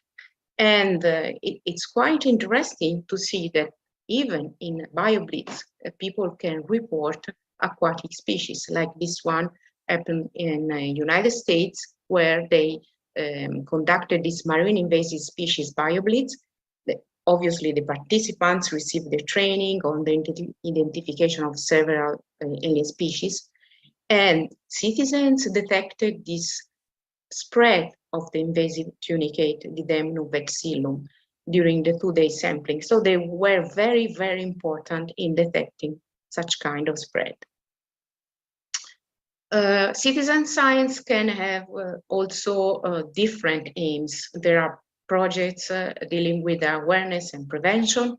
This is a poster distributed in Italy, particularly in South Italy, about aliens in the sea. So, I mean, it's in Italian, but I will translate for you some sentences. And so the project aims at increase the awareness about alien species, and they want to, I mean, inform the main stakeholders like anglers, divers, about the problem of invasive species, and they want to inform about the presence of certain species in the area.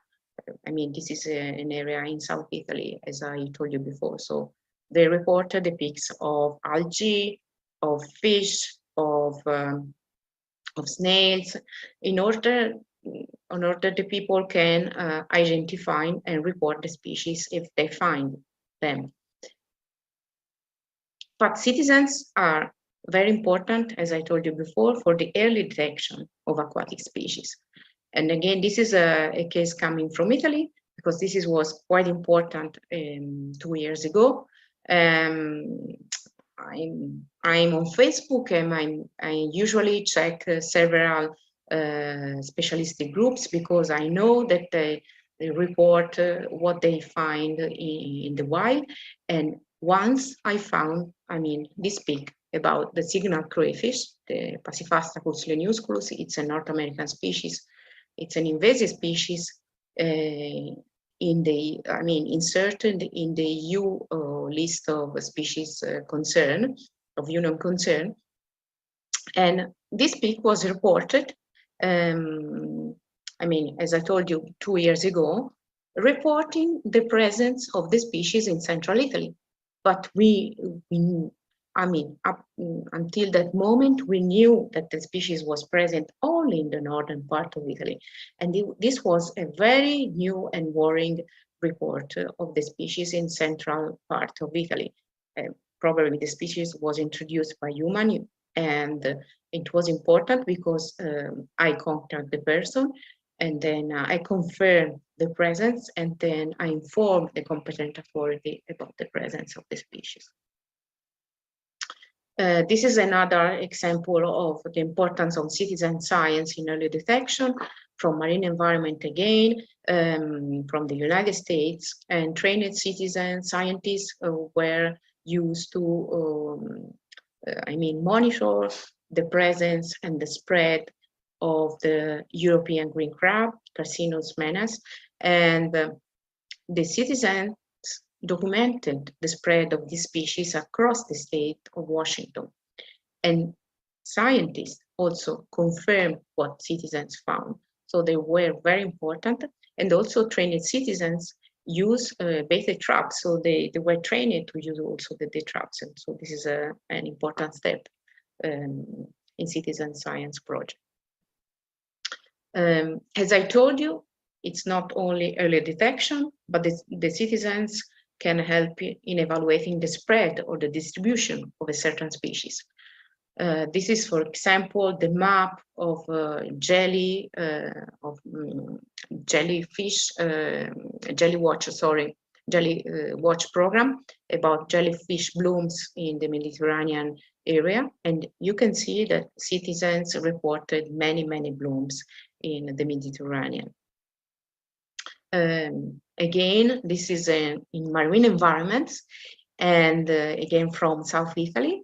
And it's nice to see the graph reported here because citizen science was proved to be a successful tool for monitoring invasive species in this marine protected area in South Italy, because if you look at the bars of the graph, the citizens reported more frequently than the scientific team. So they were able, obviously, to report many times this alien species. So they were very, very useful, I mean, for managers and for scientists in order to detect the presence of invasive species in marine protected area.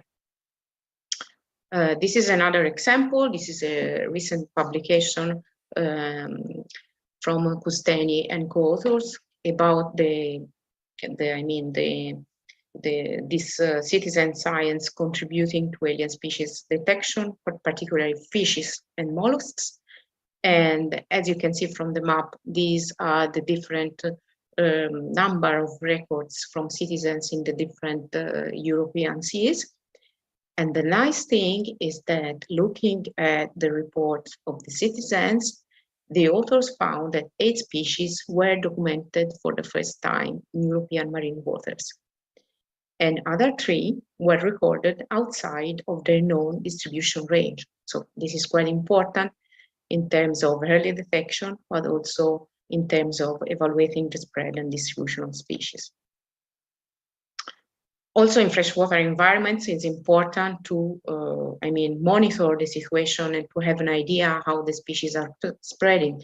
And this is a case study from Greece, where the authors monitor the freshwater crayfish distribution. And for example, you can see that for some species like the noble crayfish Astachus astachus, the data sent by citizens, so the personal communication, were quite important and contributed a lot to the knowledge of the species in Greece. Again, the citizens can help in detecting the range expansion of certain fishes. We know that fishes is one of the most impacted taxon by alien species. And in this study conducted in Portugal, the authors, considered the scientific data that are that one in black circles. I don't know if you are able to see it. So the black circles are the data retrieved by scientific publications and technical reports. Then they use data from unpublished research projects, so the white circles, okay? But also they used the data provided by citizens, and these are the black stars. So you can see that in certain cases like this one, citizens were very important because they reported the presence of the species for a very long transect where the species were not reported before by scientists. And when we talk about aquatic species, it's important also assessing the impacts of these species. Sometimes it's not easy, especially in marine environments.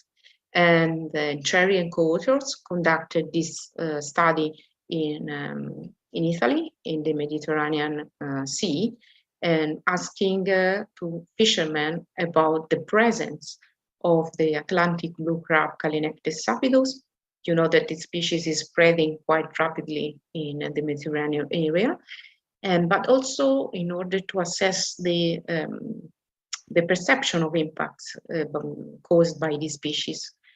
And what they found is that you can see here on this graph on this map, on A, these are where the respondents of questionnaires, because they use online questionnaire, were located. So in Italy, but also in this part of Croatia, Slovenia, and Balkanic Peninsula. And on the map reported in the B, you can see where the species were reported by the respondents by the fishermen.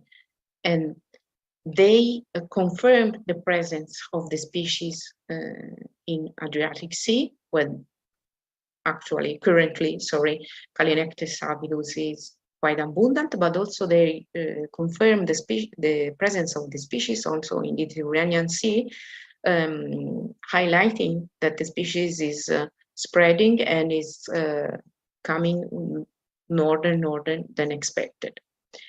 And also they reported negative impacts on the environment, but also on fisheries, when the species is quite abundant, as we can see from this graph on the right. So this study was quite important because they use online questionnaire, so one of the two I mentioned before, and not only the authors assessed the distribution of the species, but also assessed the impacts perceived by the fishermen. Citizens can also help scientists to reconstruct the invasion history. And again, this is a case coming from Spain, from North Iberian rivers. And the authors used published data with data retrieved from citizens, and they were able to reconstruct, not only to detect the species, but also to reconstruct the invasion of several freshwater fish in northern Spain. So they were able to have many important information about the history of invasion. Another quite important aspects are invertebrates in aquatic environments. And we know that in freshwater aquatic environments, we have index and we have regular monitoring, especially under the Water Framework Directive. And in this study, they trained the citizens to recognize the main taxonomic group of aquatic invertebrates in order to,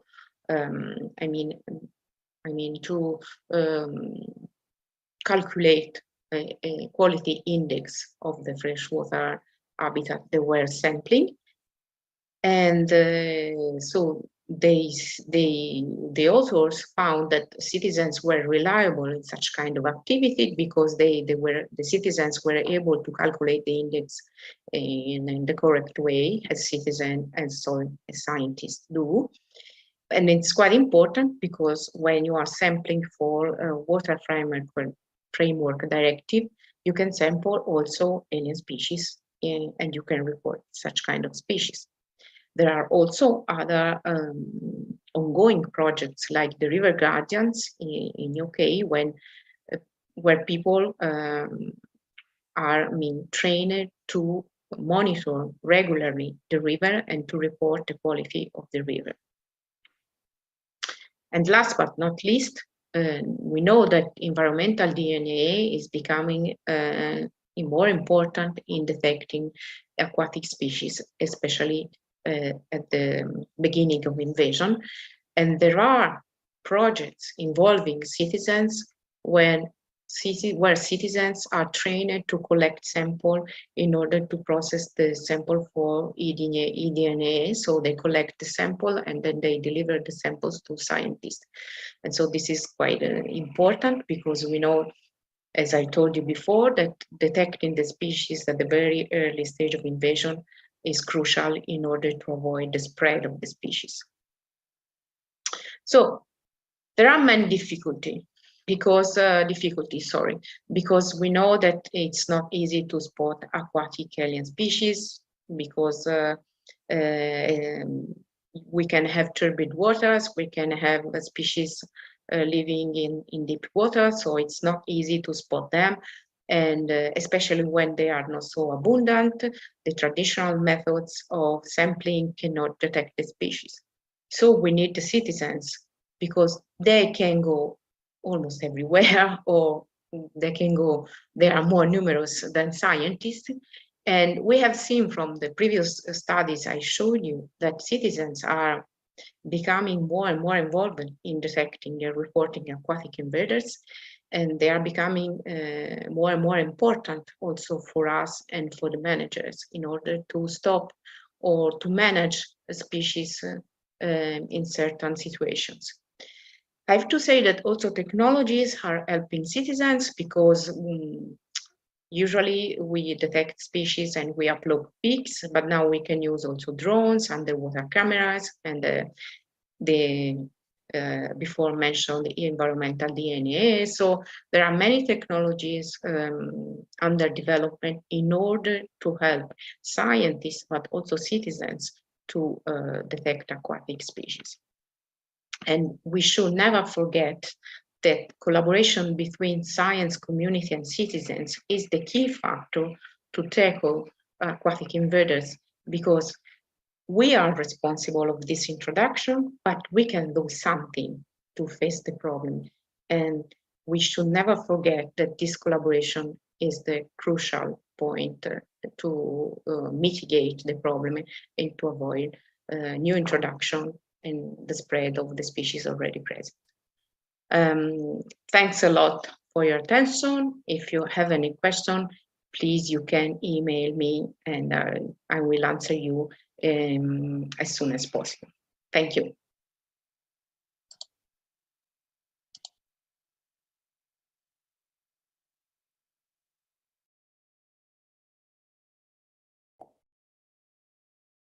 Thank you all for watching Elena's presentation. It was a great presentation indeed, bringing citizen science into the context of aquatic species and how difficult they are to locate. But with the help of citizens, this can improve a lot, and it can actually help all the stages of the invasion process from a very early stage and avoid any early introductions or find species that have been introduced immediately as they are introduced, to the monitoring, the long-term monitoring of invasive and alien species, as Helen explained. And I'm now going to try and share with you the last presentation that we have for this morning before the lunch break.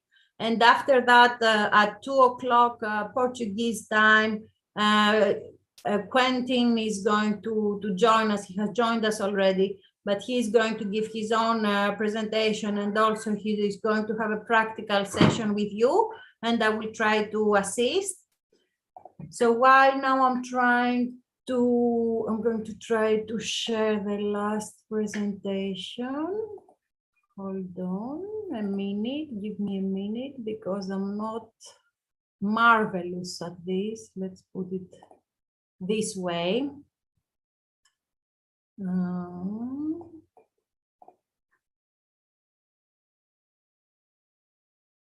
So this last presentation is by another great friend and colleague of ours, Tim Adriens from Belgium.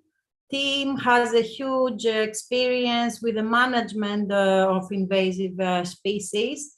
And I think in his talk, he's going to try to give you his personal experience from Belgium on the management of invasive species and citizen science. We have an invasive species there. Kelly invaded the space, invaded our space. I apologize, guys. It doesn't look very professional, but this cat is very difficult to manage. Oh, it's funny. It's also to have these moments, of course. No, it's have a lot of moments. Let me see now, because I've lost the presentation. It's loading at the moment. Thank you, Kelly. So I can see Tim now. So hopefully you can see Tim now as well. Not yet, Kelly. There. It's starting. Yeah. And we're starting. Thank you for waiting.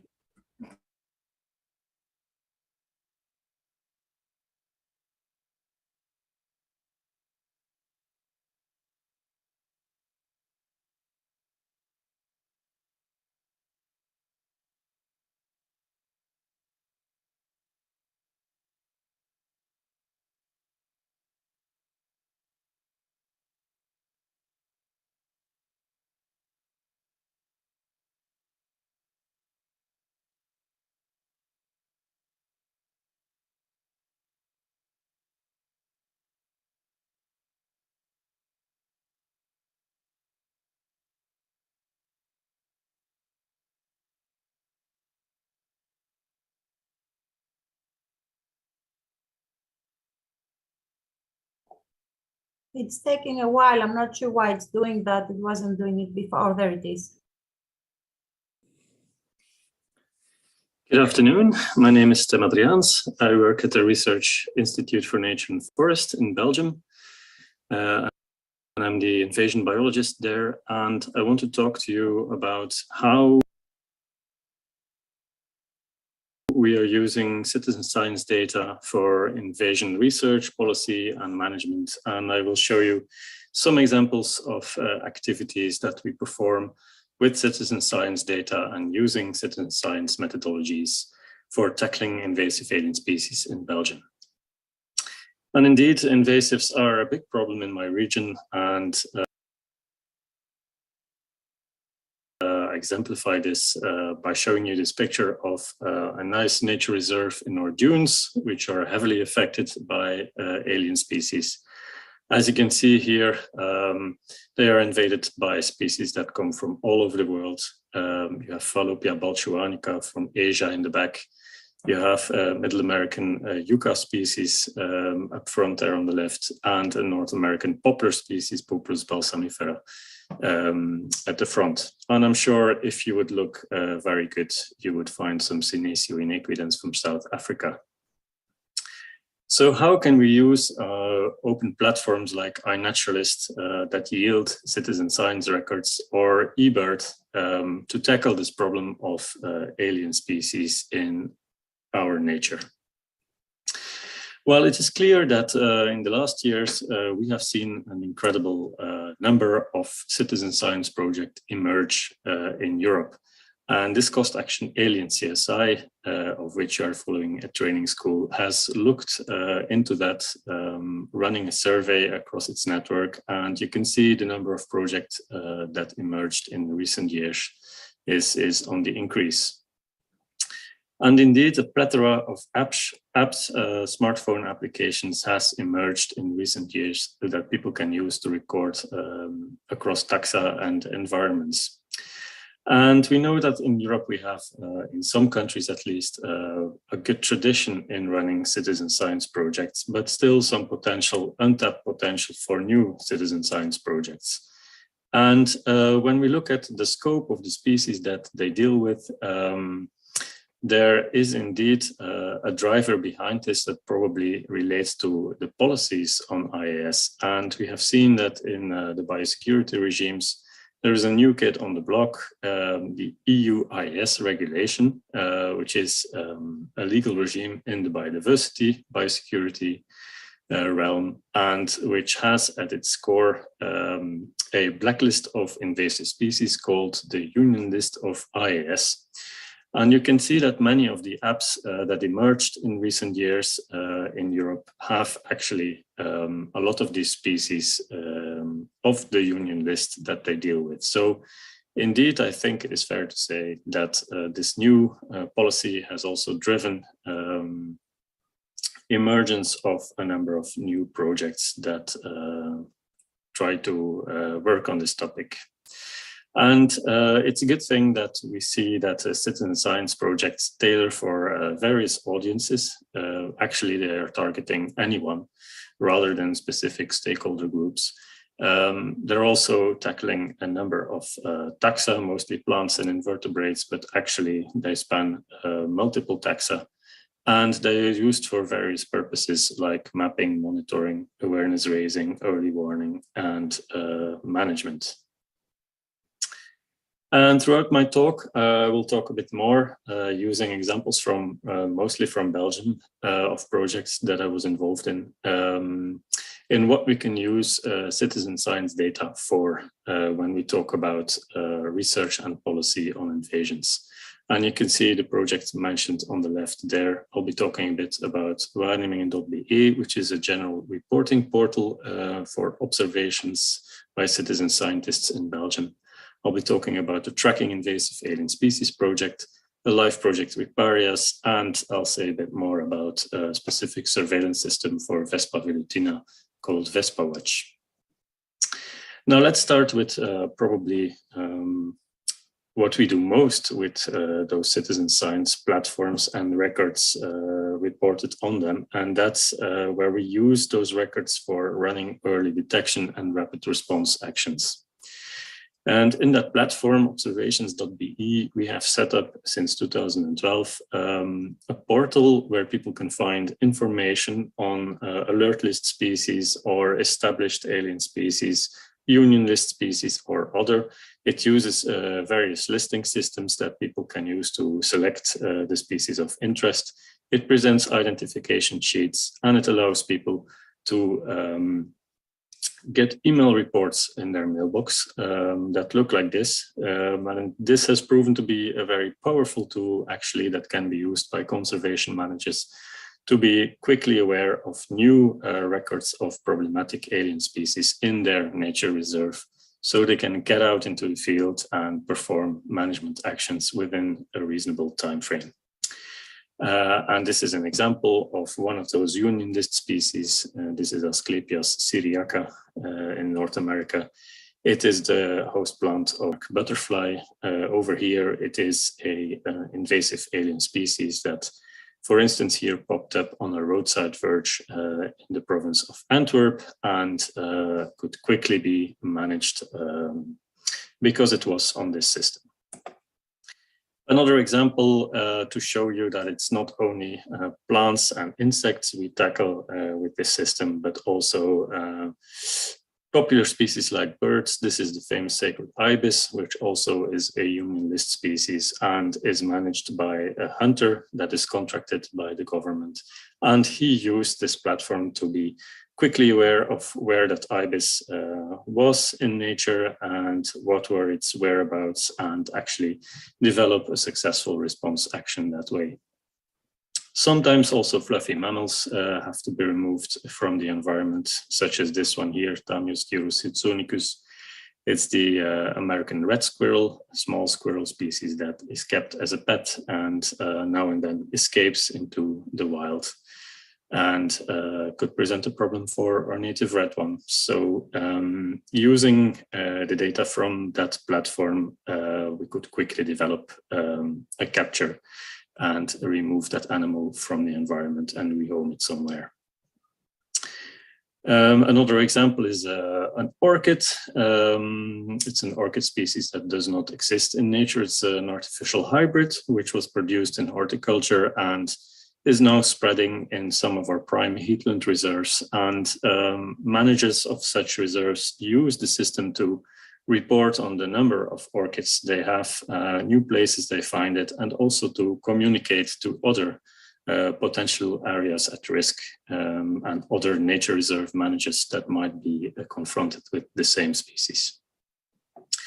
And Vespa velutina, Asian hornet, is managed by nest destruction, and of course the same platform can be used to be quickly aware of where the nests are, and then we can call a professional eradicator to remove that nest. And I'll talk a bit more about that later. And I just wanted to show you this Chinese muntjac, because that is probably, in terms of invasion management, the most pressing issue in my region. It's widely established in the UK, but not yet on the European mainland. And my region is trying to tackle this illegal hunting introduction by managing an established population in the province of Antwerp, and also trying to rapid response any muntjac that pops up. And the system that we have is currently actually the only system that yields a lot of records on Chinese muntjac. And any of those records are actually taken seriously by nature inspectors, but also by managers, and we're trying to remove any muntjac from the wild this way. Now, there is one aspect that is incredibly important when we are trying to use citizen science records coming from such recording platforms, and that is whether those data are open. And I'll explain in a bit why it is so important, particularly for invasive alien species, that the data are open and fair. And in recent years, we have done a lot of work on opening up data that were in silos, including citizen science data from reporting portals such as Waarnemingen.be. And this picture shows you the situation in my country. There is an incredible amount of databases that are dispersed across the landscape of actors on IAS in my country. They include local and regional authorities, but also databases hosted by institutes like mine, where professional Natura 2000 monitoring is performed. There are databases hosted by NGOs, social economy companies, economic actors, etc. And you cannot simply ignore the diversity in databases and focus on the biggest ones, because apparently they all have their specific taxonomic scope, their specific geographic scope and temporal scope. And actually they all have unique records that other databases don't have. So hence the importance of having all those data open on the internet somewhere so that we can harvest them. And the way we tackle this dispersal and fragmentation problem in databases is by standardizing those data. We use the Darwin Core Standard of GBIF for that. And we use GBIF as the central data repository where we can then harvest data from multiple sources. And here in sneak preview, I can show you the new early warning system that we've built upon a GBIF. It's from a live project with Riparias. That's a project that is tackling riparian and invasive macrophytes and North American crayfish across 3 regions in Belgium. And using open data on GBIF from citizen science, but also from the other platforms, we have been able to build this early warning system, which has similar functionalities as the one I showed in observation.be, but has the big advantage that it harvests data from multiple sources, not only citizen science, but citizen science in complement of professional monitoring regimes and managerial actor databases. So this is a big improvement in the early warning landscape in Belgium currently. And other things we can do, or an advantage of having those data open and fair on GBIF, is that we can use software like R and packages like RGBIF, and just very quickly using the API of GBIF, we download the data that we are interested in. We make selections temporal and geographically, and we can do cool things like climate matching to draft alert lists of alien species that could potentially pop up in our area and that have a match in terms of the climate in their native range and the European or in this case, Belgian range. Hence the importance of publishing those data on platforms like GBIF. We also use these data to get a good idea of the distribution of specific plants or animals, and we can evaluate risk management options with them. And this is to show you that we've run an exercise like this in Belgium, where we compared the eradication and spread limitation management strategy, management objective across different criteria that have to do with the management feasibility of a species. And this way we are trying to make concrete policy recommendations on where we could go when we want to manage those species in Belgium. If you want to read about it, this is a very nice report that has actually been an endeavor of many, many people in a sort of a co-creative, collaborative way, have thought about the feasibility of different management strategies for all of those union list species. Lastly, when we talk about management, we also want to know if that management is actually effective, not only effective, but also cost effective. And for that, we can also use citizen science data. And this is just an example of that. The Canada geese is managed in my country using mold captures, where big groups of flocks of geese are rounded up and removed from the environment. And we are using citizen science to actually perform simultaneous counts. And as you can see from those data, we can run some models and they clearly indicate that yes, for Canada goose, unlike the other goose species in my country, the mold captures are an effective way to reduce their population to more acceptable below damage threshold levels. Environmental reporting for the IAS regulation, it's something new. We had to do it in 2018 for the first time. And this is a graph that shows you the relative proportion of data from different sources in that environmental reporting. We have to give the baseline distribution of the union list species to the European Commission. And as you can see, as the years progress, the purple bars are the observations of the the citizen science data. They are about 60% of the data that we have for those alien species. So those general recording platforms are incredibly useful and necessary for obligations like environmental reporting. And you can also feed policy indicators with them. This is a graph that shows you the proportion of alien plant species per kilometer square in my region. And you can see that since the 70s, it's increased from 5 to almost 10%. And in some regions, it goes up, like in dunes, to almost 20% of what you find is alien there. So citizen science data can greatly inform where we go and our distance to target when we speak about concrete policy measures for tackling invasives. Now, a few generalities, perhaps about citizen science. This is a study that compared the classical tools like museum collections for a number of reptiles with an iNaturalist survey in California on the same species. Just to know methodologically how well does citizen science perform compared to the more traditional methods like museum collecting and doing real taxonomic work. And we are probably all aware that these kind of taxonomic jobs are becoming a rarity, and there's less and less money for real taxonomic work. In fact, taxonomists should be put as a discipline on a red list of scientific disciplines, probably.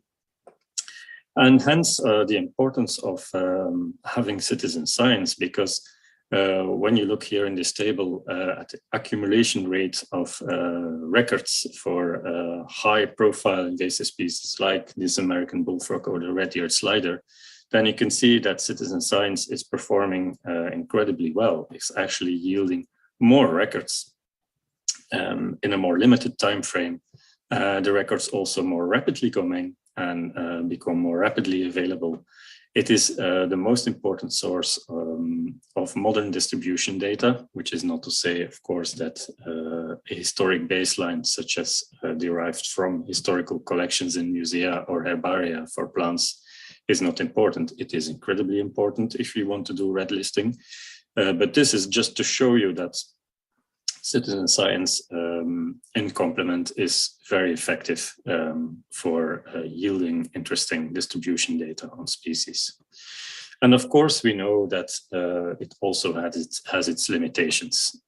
Everyone is always referring to data quality. I think there are ways to overcome issues with data quality. We can use advanced statistical or modeling techniques to overcome them, but still, some of the biases are really obvious in citizen science data. And you can see here that there are many more records of termites on GBIF than you can find in iNaturalist. So clearly, some groups, some taxonomic groups are very accessible to citizen scientists, but other groups aren't. And we really still need professional monitoring schemes to find out about those aliens.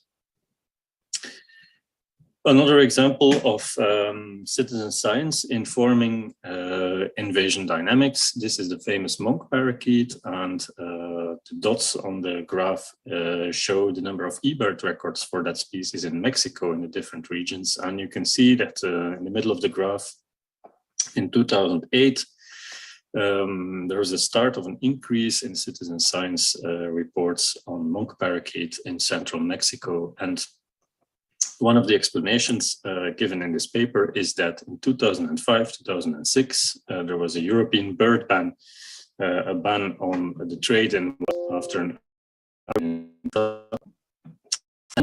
actually out of that trade was actually places like Mexico. So those birds were no longer traded in Europe, but they moved elsewhere in the world. It's showing the complexity of trade patterns and the difficulties of managing that simply by using eBird records. I think it's a very powerful way of looking at invasions that can be highly informative to inform policy. A study on ladybirds, where citizen science data have been used to report on the invasion dynamics in Belgium. You can see the species arrived in 2001. It was reported for the first time in Nature. It's probably been a biocontrol introduction. And a few years later, it increased a lot and had almost invaded the entire country. And using these data, we can do all kinds of interesting overlays, such as, for instance, with maps that have information on biological valuation of land cover types, and look into whether this species is confined to urban areas or is also invading more semi-natural areas, whether there are any temporal trends in there. And it becomes super interesting when people also note down the plant species on which they found that alien ladybird and the native species, because then we can really calculate a very detailed niche overlap in dishes. And we can also look at it from a phenological point of view. And you can see that on the left-hand side for larvae and adults, you have a typical pattern in native species where in May and September you have a lot of adults, and in between those species have larvae, and you don't find the adults much. But when you look at the invasive species, it doesn't follow that phenological pattern. There's actually a phenological mismatch. And what you see is that its activity period is much longer. And so based on that simple information derived from the date of all of those observations and the fact that we have a lot of those observations, you can actually hypothesize about general patterns in overlap temporally and geographically, and perform very cool studies on impact.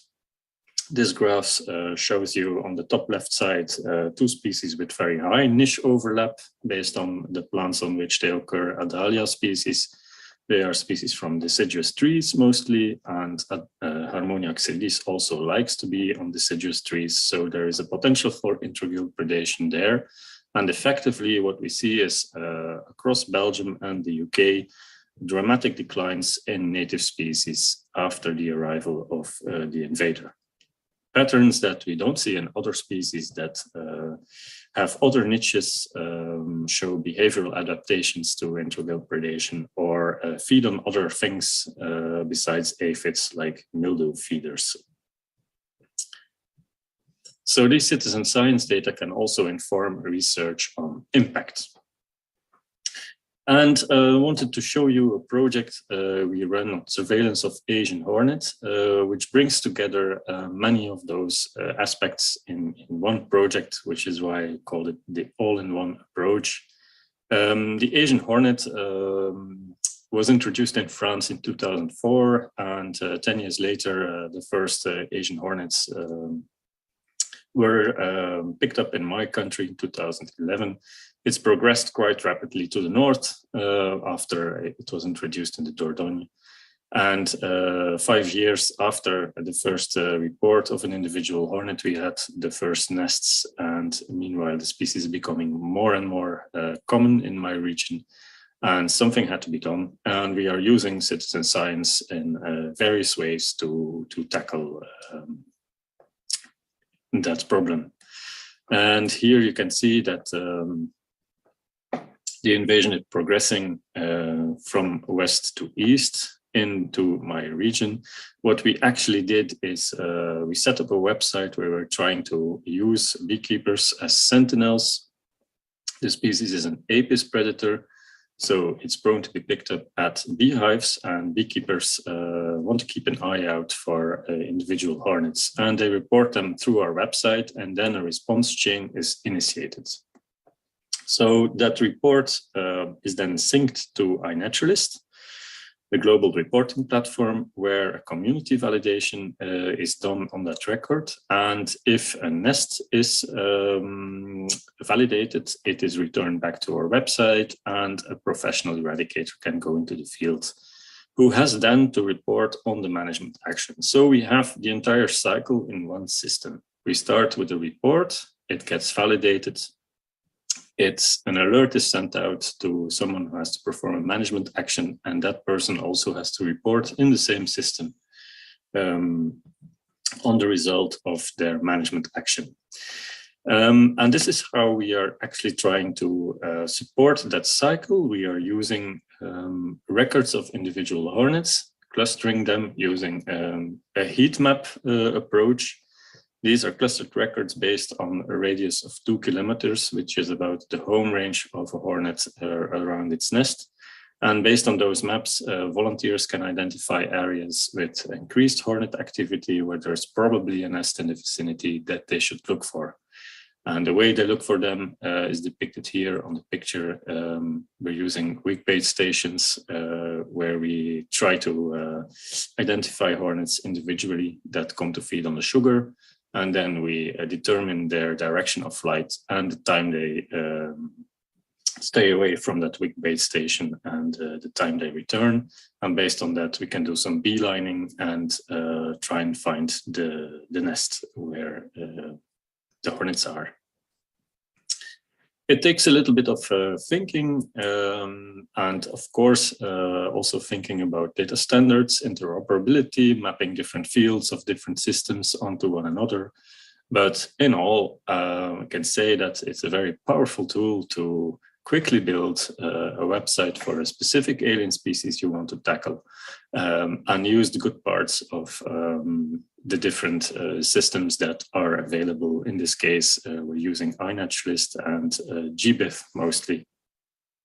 And to close this circle actually with the management information.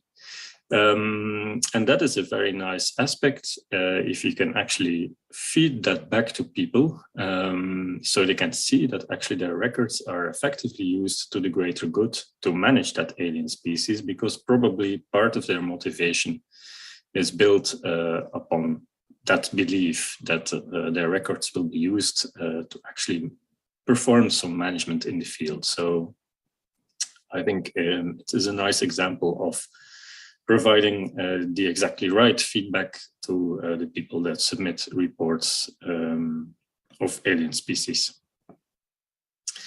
Okay, now final project I would like to talk about, and which will exemplify the strength of having citizen science data on open data platforms, is the Tracking Invasive Alien Species project.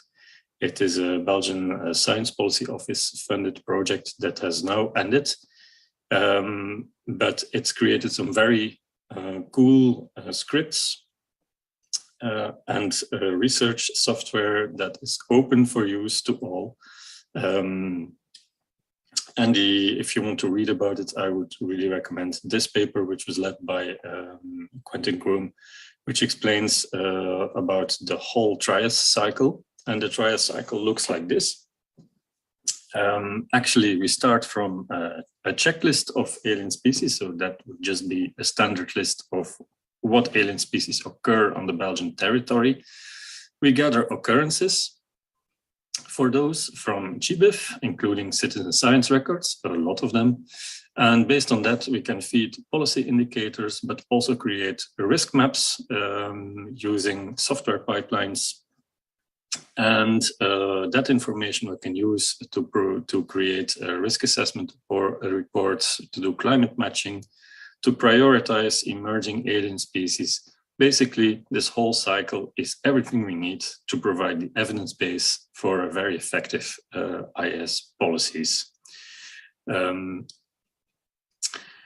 So I'll quickly take you through it.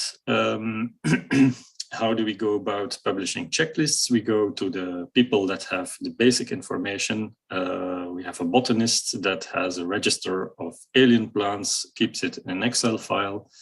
We go talk to that person and try and standardize that data onto Darwin Core and push his data to GBIF, so that we are sure we have the basic information from the right person, and we empower that person to maintain his own data as up-to-date as possible, the way he has always done it, but the project has ensured that there is a flow to GBIF, so he doesn't have to worry about that.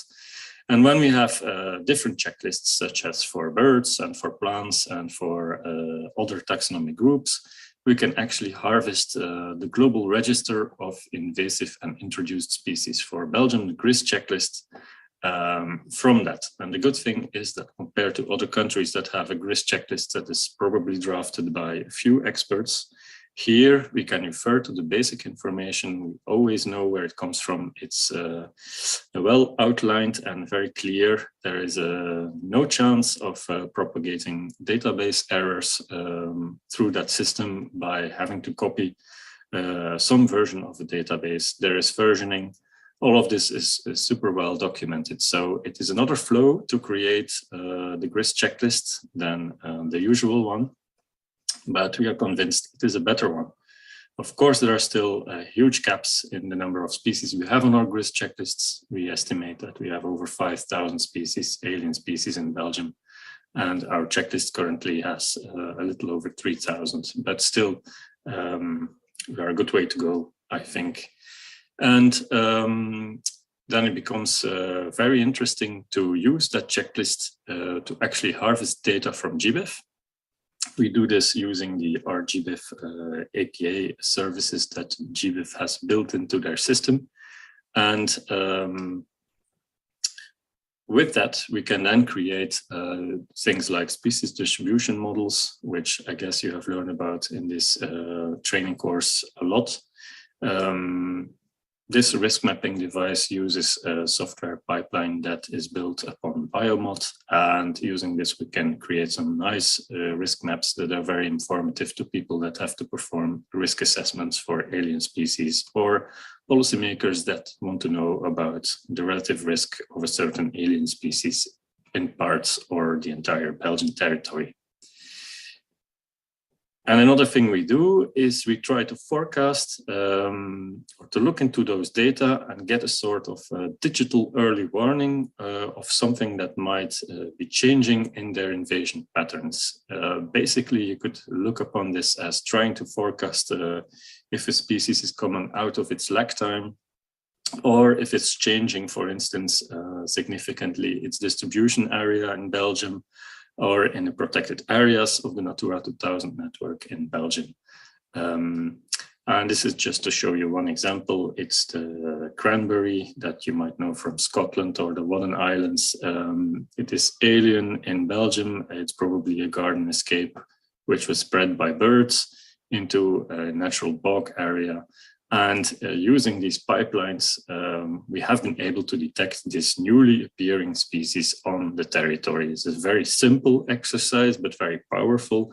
It compares a new occurrence on an alien species checklist with occurrences there, and it detects newly appearing species on the territory. Second, we can also use this pipeline on more established species in my country. And basically what we do is we make a model like this. This is a generalized additive model procedure that actually a time series analysis of observations or occupancy and time. And we used a method that has been described for trend analysis of breeding birds in the UK. And it uses actually the first and second derivative of that smoother to say something about the rate of change. Is the species on the increase or does it decrease? And also the acceleration in that, so the change in the rate of change.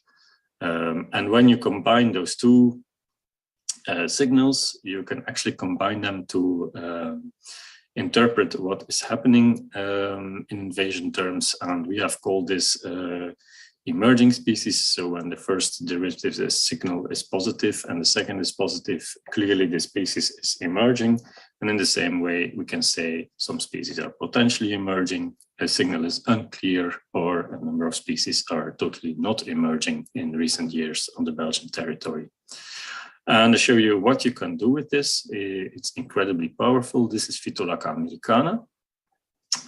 Two species of Phytolacca. This one is probably the most well-known. It didn't make it onto the union list, but it's invasive in some forest clearings. For instance, berries are spread by birds. And we have another one, Phytolacca acinosa. And so the question is, which of those species do we have to prioritize for management? Well, if we run this pipeline for Phytolacca americana, then we can see that actually it's not emerging in Natura 2000 areas, whereas the other one, Phytolacca acinosa from Asia, then the other one is from North America, but this one from Asia, although it's showing not such a strong increase as the other species in Natura 2000 habitats, it is really emerging if we take into account the sample bias in that area. And this is highly informative to managers who it can be like a cryptic signal of invasion that you can pick up running these pipelines. If you're triggered by this or you have any questions, because this is just a snapshot of all the things that we can do with citizen science data, please don't hesitate to send me an email. I'll be very happy to respond to whatever question you may have. I'm sorry I couldn't make it to the training school live. It would have been nice to interact, but I'm sure that you are in good hands over there, and I wish you a very good time over there and a very good training school. Thank you.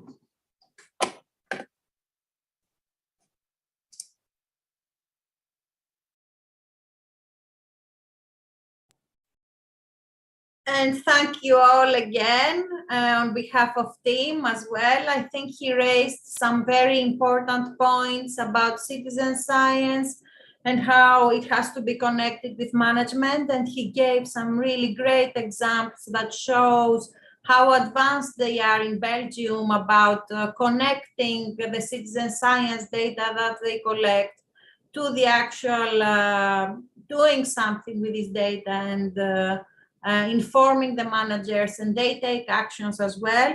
And the second very important point that he raised, from my very, very little experience in citizen science and invasive vector species like mosquitoes, I can say it's truth, is when people give you the data, they provide the data, citizen scientists, they expect you to do something about the data that they give you. And act upon, perhaps, you know, if you have like an example I can give is like a vector mosquito in an area, they expect you to do something about it. And it's very important to actually give feedback to these people who collect the data. So yes, I would like to encourage you all, if you haven't met any of our speakers before and it's the first time that you see their presentations, they're very approachable. So if you're interested in their research projects, feel free to approach them, because they're really all really great guys, except of great scientists as well, and they will help you a lot with your careers and what you're trying to do with modeling and the reason you're on this course. So I don't know, Anna, do you have something to add? Besides thanking you for engaging in this session and for the very nice and cool energy that you brought to the group. I really apologies for not managing very well all the slides and all the presentations to upload. Oh, it's nice. Otherwise, we would look like robots. Yes, definitely not like robots. So I think we can reconvene back at 2 o'clock your time, yes, and then room for the afternoon session, and he's going to start with a presentation, and then he's going to give some more information about in the practical session. about what he's going to talk about, citizen science program. So his talk today is about the BioBleach, which is more than a bit of fun. BioBleach is a really great way to engage citizen scientists, and we have run 2 BioBleaches with a cost action that probably Quentin is going to mention. So Quentin is the co-chair of the Alien CSI cost action, which focuses, as we said this morning, on citizen science, from engaging citizens to actually managing the data. And Quentin is a specialist in botanist. He works at the Meise Botanic Gardens in Belgium. But apart from that, he's a very knowledgeable person as far as technologies are concerned and the internet. And he has some great ideas about how we should manage data and how we should treat data. And as I said this morning during Lien's presentation, they have created a very nice video together with Lien on fair data in science and in invasion biology that you're very welcome to watch online on the Alien CSI website. So over to you, Quentin. He's also a lead author of the IBES Global Assessment for Invasive Species. And with that, I will stop now. We'll leave it. I'll go to blush. Yes. Thank you very much, Kelly. I don't usually get such great introductions. So you can see the presentation, okay? I guess. Yeah. So this presentation is not mine. It's actually belongs and made by Sophie Meurs and Yolanda Rocha. Sophie from my team in Belgium and Yolanda from Porto, and perhaps you know them already. And I was going to adapt this presentation from the way they did it, but actually looking through it, it's a nice presentation, and it gives you, particularly the first bit, some idea of how the paper was made, and I think that's kind of interesting to see and kind of amusing as well. So I thought I wouldn't cut it, I would just go through it, and so you can see that as well. So it all started back in 2019 when we'd never heard of pandemics and things like this, and we had our management committee meeting in Akrotiri, and Kelly and I ran a BioBlitz there. And that was the whole start of thinking about BioBlitzes and how we can use them for invasive species research and monitoring. We also talked again in our management committee meeting in Ljubljana later that year, and you can see a few of the people who spoke here today, and I think I'm up there, and there's Helen as well. But we didn't really do too much about that, but we did set up a short-term scientific mission for Yolanda to come to Belgium to start putting some data together on BioBlitzes. So at that short-term scientific mission, Yolanda started sort of putting some words down, and we started thinking about how we were actually going to write all of this up. And by September, we were having meetings every couple of weeks to talk about it and trying to shape all our ideas in our heads, because we knew there was a lot to talk about, but you have to make a sort of logical argument to get published, and we needed to understand what kind of data we needed to be persuasive. By November, we had a pretty good idea of what we wanted to do, but we needed help, and we went out and got some other co-authors to help us with that. But then in February, Sophie had a baby called Max, and that slowed us down a bit, but we still wanted to continue as soon as Sophie got back. And in May, Yolanda had a baby, and again, that slowed us down a little bit, but we still were very convinced that the BioBlitz paper was a good idea, and so we kept on pushing at it. And in July 2021, we had a small meeting. So if you remember, July 2021 was sort of pretty much still full COVID pandemic, and running a meeting of only 6 people was not so easy, but we managed it despite all the difficulties of COVID testing and everything. And by October and December, of 2021, we had our last sprint to try and get the last bits of the paper done. And finally, in January, the paper was submitted. So it then went out for review. We got some good reviews, but the journal said they wanted major revisions. And actually tomorrow, Sophie will submit those major revisions, and we'll all be keeping our fingers crossed that those are accepted. So you can see it's been quite a journey with 2 babies born in between, a pandemic and everything, but we feel we're getting there in the end. Anyway, let me tell you more about the paper. So a BioBlitz, I'm sure you know, but it's a rapid assessment of biodiversity over a specific geographic area and a relatively short period of time. You do get other people talking about other kinds of BioBlitz, but basically that intensive place and time aspect to it is what most people think as a BioBlitz. And it can be on a complete spectrum from BioBlitzes are made up of experts in different taxa, to something more like a biodiversity festival, which is much more about the general public, maybe who don't know one bird from another or one plant from another, but just interested to come along. And you get the whole spectrum in between with various degrees of expert and general public participation.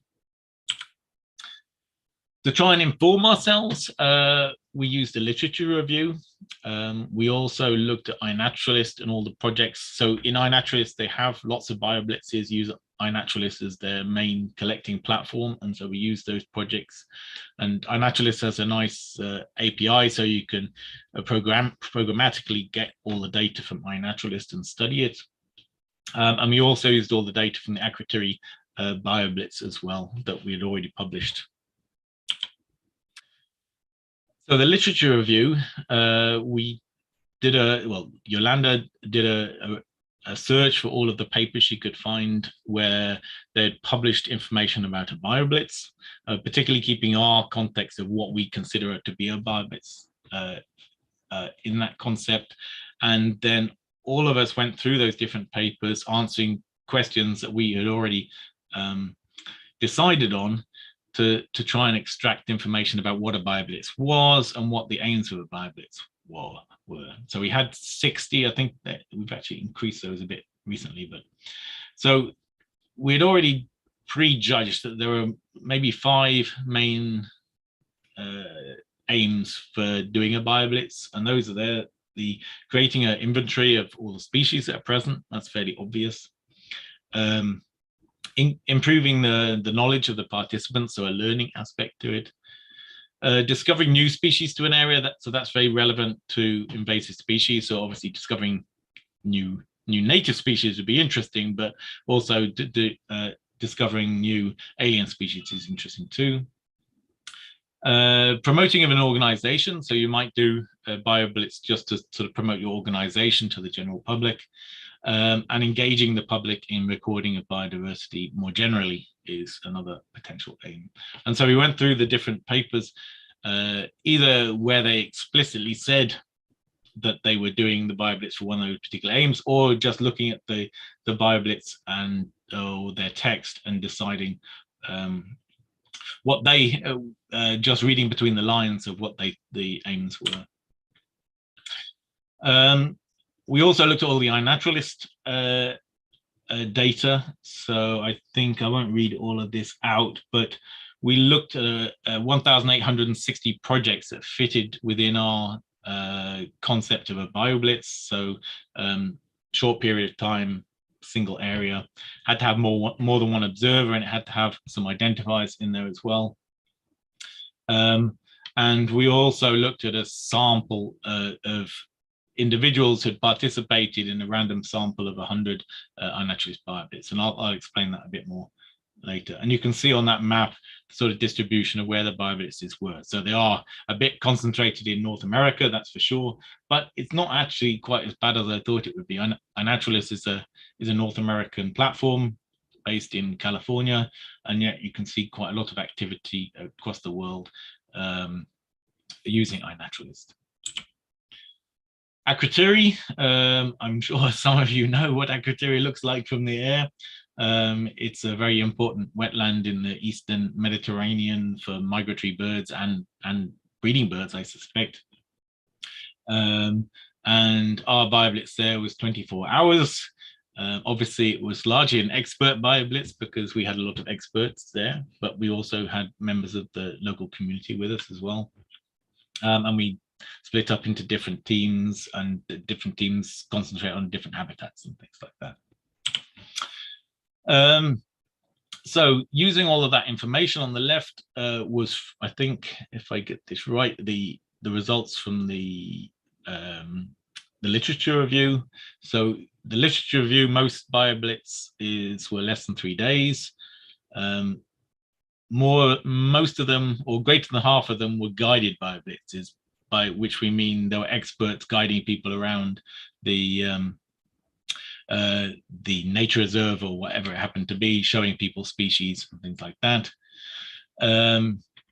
Most had more than 3 partner organizations involved, so it wasn't just a single organization. Most of them were fairly small in terms of the area they chose, so an average of 2 kilometers squared isn't that big. I guess 2/3 or so were not taxa specific, so they would record everything they see. That means that about 1/3 were maybe focused on birds or plants or something else like that. Or there were some fungal ones as well where they were looking for mushrooms and things.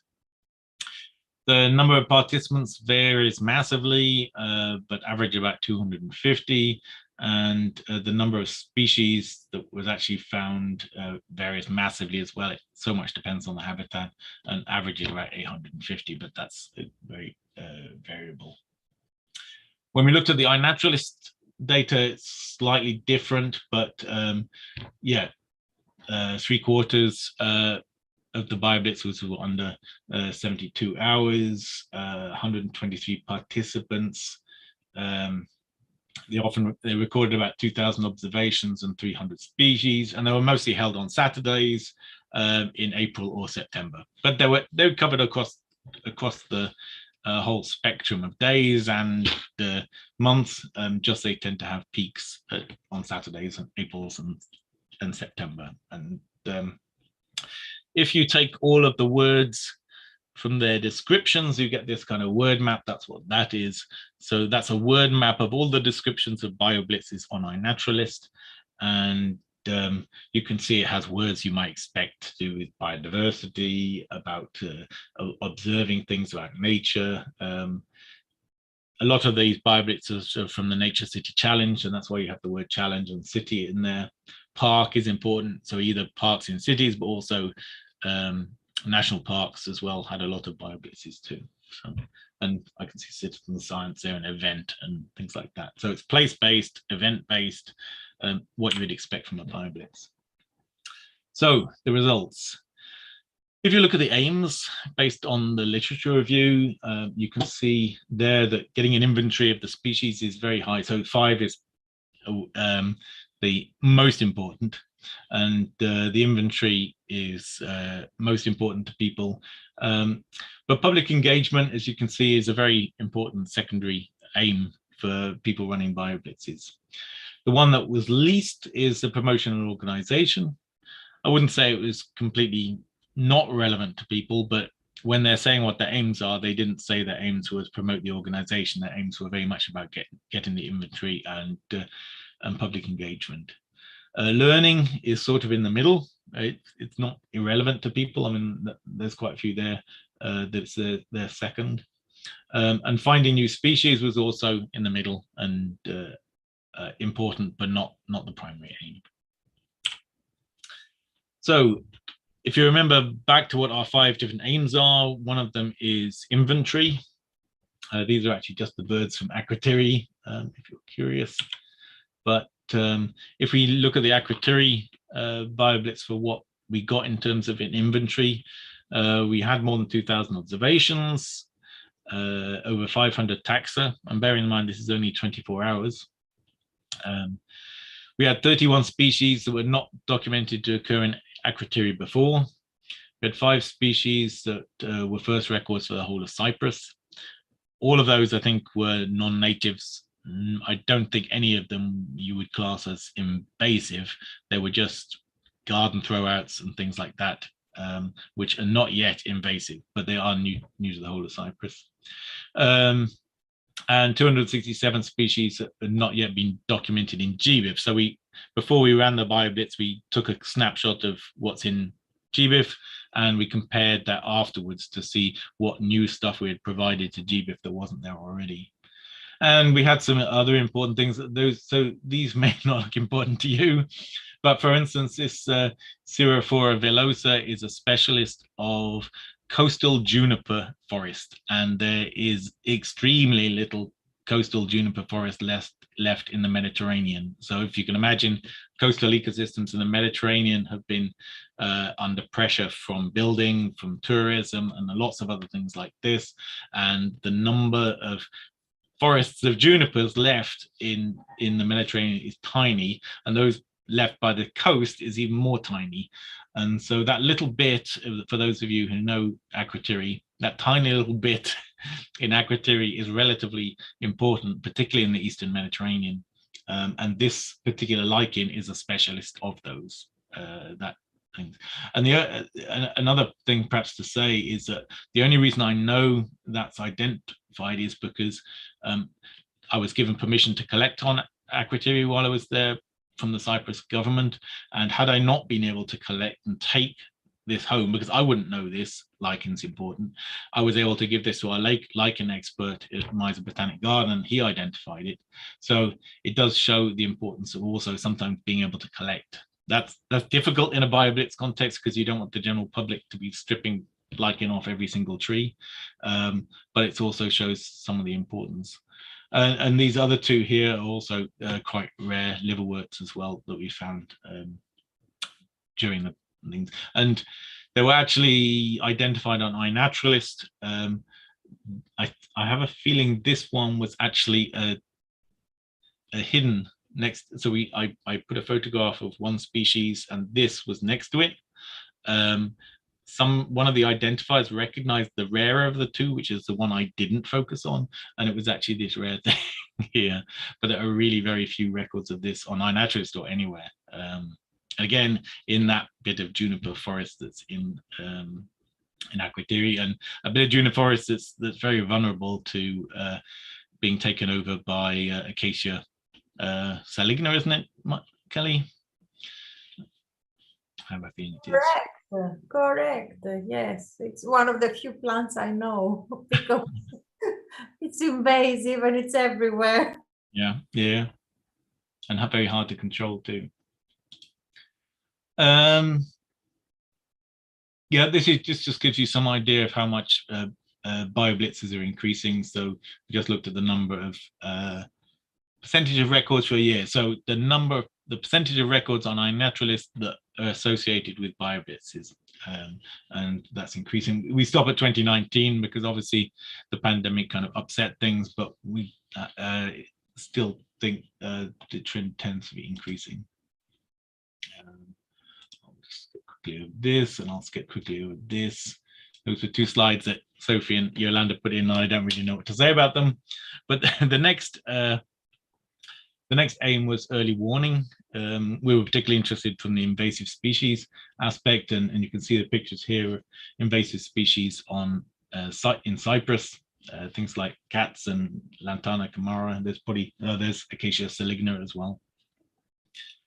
And in the BioBlitz, we picked up Acacia saligna. You can hardly miss it, but we also got the Gambusia, Oxalis pes capris everywhere as well, and also this crayfish, which we had to specifically look for. I think we had traps out for that, and I think it was recorded. We found 87 introduced species, 51 established, 12 new alien species for aquatery, but like I say, most of those probably weren't invasive, but it is good that we picked them up, and 58 new species to GBIF. So I think we achieved that potential for early warning there just by running one BioBlitz. I mean, it's important. We often hear about the fact that citizen science projects are not don't produce very high quality data, and that may be true if you're trying to do standardized modeling and things like this. But for early warning, you don't need particularly to have evenly distributed records of things. And so sometimes you can get away with just these random records. Are still useful for certain purposes. It just depends. Another aim was engagement. As you can see, there's Kelly there, but lots of pictures of engaged people. What we did to look at engagement was kind of interesting. So we can use the iNaturalist API to extract, first find all the BioBlitzes. So we find all the projects on iNaturalist that were just a short period of time, like under 10 days. Then go and extract all of the people that participated in those projects and look at their recording activity before, the year before the BioBlitz and the year after the BioBlitz. So we can do this anonymously, and then if we subtract one from the other, so we take the year before away from the year after, we can see what impact the BioBlitz had on their recording activity. So we measured their recording activity as the number of days they recorded in a week. So on this side of the graph, this on the left is just zooming in on the bit on the right. The people up here recorded, it's all jittered, that's why it's scattered around the place so you can see the dots. But the people over this side recorded 7 days more in the year after than they did in the year before. The people down here recorded 7 days less in the year after than they did the day before. And if you fit a sort of exponential decay model to this, believe me, you can just about see it in the raw data, but you do get an increase in activity straight after the BioBlitz, and this decays, but you get that increase in activity for quite a few weeks after the BioBlitz. So the BioBlitz itself picks up lots of records and engages people, but it has the effect, at least for some of the people who took part, that they continue on recording afterwards much more than they had before. And that was true of both people who had recorded something before, or if they'd just come to the BioBlitz and used iNaturalist on the day of the BioBlitz as well. So quite, I think, an important result. That, I mean, for people who do marketing of products, commercial products, this is the sort of data they would really love to have, to see, and sometimes they do have it, so they can see how many people buy their product after their advertising campaign or something like this. In effect, we have effectively the same thing with iNaturalist, is we can look at people's activity and see how much extra records we get. Of course, those records are not necessarily from the same place that the BioBlitz was in, but we've engaged those people enough to go out and collect new records. It's also worth mentioning on iNaturalist, we have the people who collect the records and we have the people who identify the species as well. And all the orange dots on here are people who were at the Akrotiri BioBlitz and took observations in Akrotiri. And those orange people also identified other people's records in the BioBlitz. So these big circles here, those people recorded lots of species, so that's why their node is bigger. The size, and these blue ones are all the people who did the identifications. So the orange ones did identifications and recording, the blue ones just did identification. So they didn't take part in the BioBlitz, but they are engaged because they came along and helped us identify everything afterwards, and they can live anywhere. There were just 2 people, I think, those 2 people there who were in black, they only made observations. They didn't go in and make identifications. That probably means they used the app to record some things, but they never went onto the website for iNaturalist and did any identifications for the BioBlitz. So we get engagement that way. We get engagement outside even the people who participated. Excuse me. So we also thought a bit about what the opportunities for the future of BioBlitzes were. We think they fill this gap between sort of random observations of people just sort of walking out in the countryside, provide completely unstructured data. You will have also scientists who make completely structured surveys. and a BioBlitz fits somewhere in between. I mean, a BioBlitz is not strongly structured, but it is a repeatable method. If you had a BioBlitz for 3 days at that time of year, you can run another BioBlitz the next year, and another one, another one, another one, and you can look at the change in recording over that particular time. It's not as good quality as a scientist doing that level of monitoring, but you can't get the general public to do stuff that's hard work.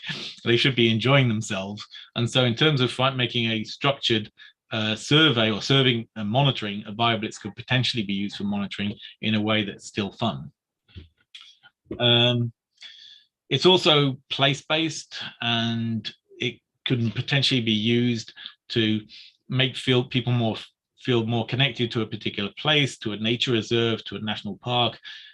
If you're trying to make sure that your national park still receives funding, the aquatery, for instance, isn't built on big casinos and things like this, then you need people to come and support you when you want to conserve it. And so BioBlitz is a way to do that.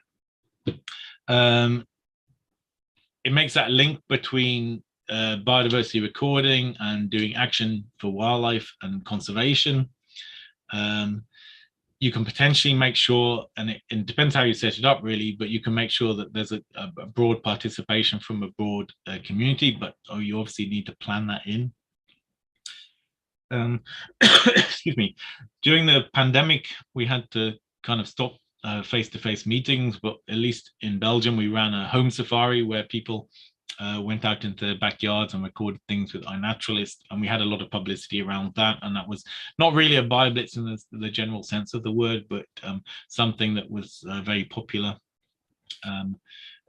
and something that take people's mind off being locked in their house all day during the lockdowns. And the other thing we discussed a bit in the paper is how we can use technology to assist BioBlitzes. To some extent, the first BioBlitzes that were all written down on paper and tick sheets and things like this, and we now tend to use apps to do it. So technology is already assisting, but things like eDNA potentially could be additional to it, and maybe there's some other technologies we can use for making BioBlitzes more engaging.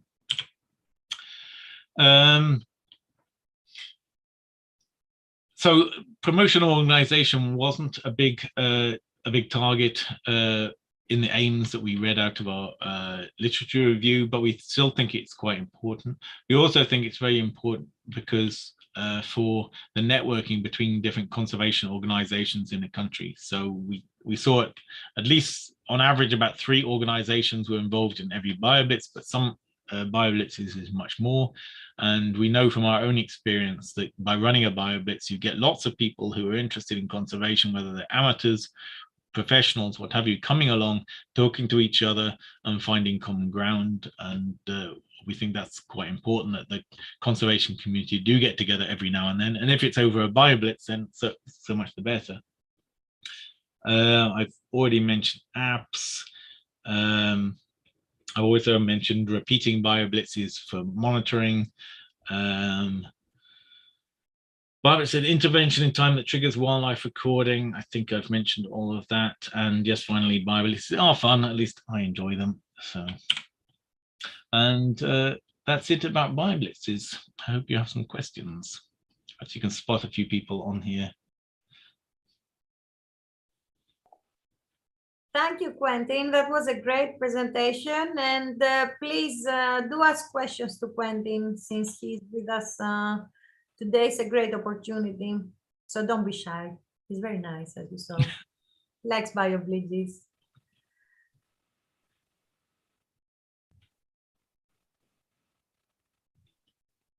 Well, it's difficult from the online thing, you know. How many people have actually participated in a BioBlitz? I see 4 at least, 5. Okay, good. But I'm suspecting that the other one was in Navarro, maybe. Well, we were actually in Aveiro, and we did the second one in Akrotiri a few days ago, and I was just checking on iNaturalist. We had on this one without experts. I mean, we had a few experts, but you're an expert. I'm sure you recorded some mosquitoes. yes, I did have actually a mosquito, and I did identify it. I'm also an identifier. Good. Hopefully I did. We have 140 species. We had 17 observers and 44 identifiers. Okay. A lot of people showing interest in Akrotiri, in our new BioBlitz that we ran a few days ago. And it was quite hot, actually, the day that we went out. But what I would like to say to the people who haven't participated in any BioBlitz is coming from a country that doesn't have a long tradition in citizen science projects or BioBlitzes and etc. You need to start, with like a few people. That's enough. I mean, don't expect to have a huge crowd, because when we went out with the girls, with Maria and Alchioni and Joanna, they were a bit disappointed that we didn't have like 100 people coming, because we did our best to advertise the event on TV, on the radio.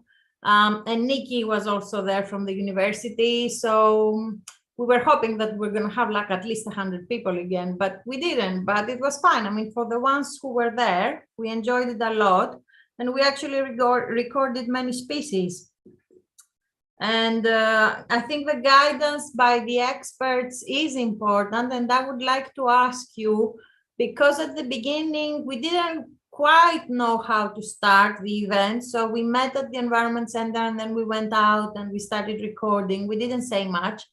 If you recommend that we give like a brief introduction before the event, rather than just go out and just tell them, okay, use iNaturalist and record, from your experience, because you have a lot of experience on these events. No, I think so. I was thinking when you were saying that if you want really thousands of people to be involved, then you really need to have a team that's working beforehand, not just experts in recording biodiversity, but also that sort of public engagement side, the communications people, getting it out on the radio and all sorts of things like this. So yeah, there's really a big range of ways to do this, all from little BioBlitzes, and little BioBlitzes can be maybe more fun for the organizers than the really giant ones.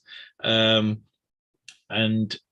maybe they can actually focus on species in a much better way, whereas the big ones, you have to be, you can't have 1,000 people on Akrotiri. It would be with all the Air Force and everything like exactly. No, that would create an incident, but maybe, like 80 or 100, like we did last time, where we had all the experts. I mean, we were hoping about something like that. But I mean, I just don't know about the next time, because now we have also created a small group on Messenger, just to keep in touch with the few people who came, because actually the few people who came, they were very, very interested in biodiversity and very keen naturalists and outdoor people. So they were great. It was great to get to know them.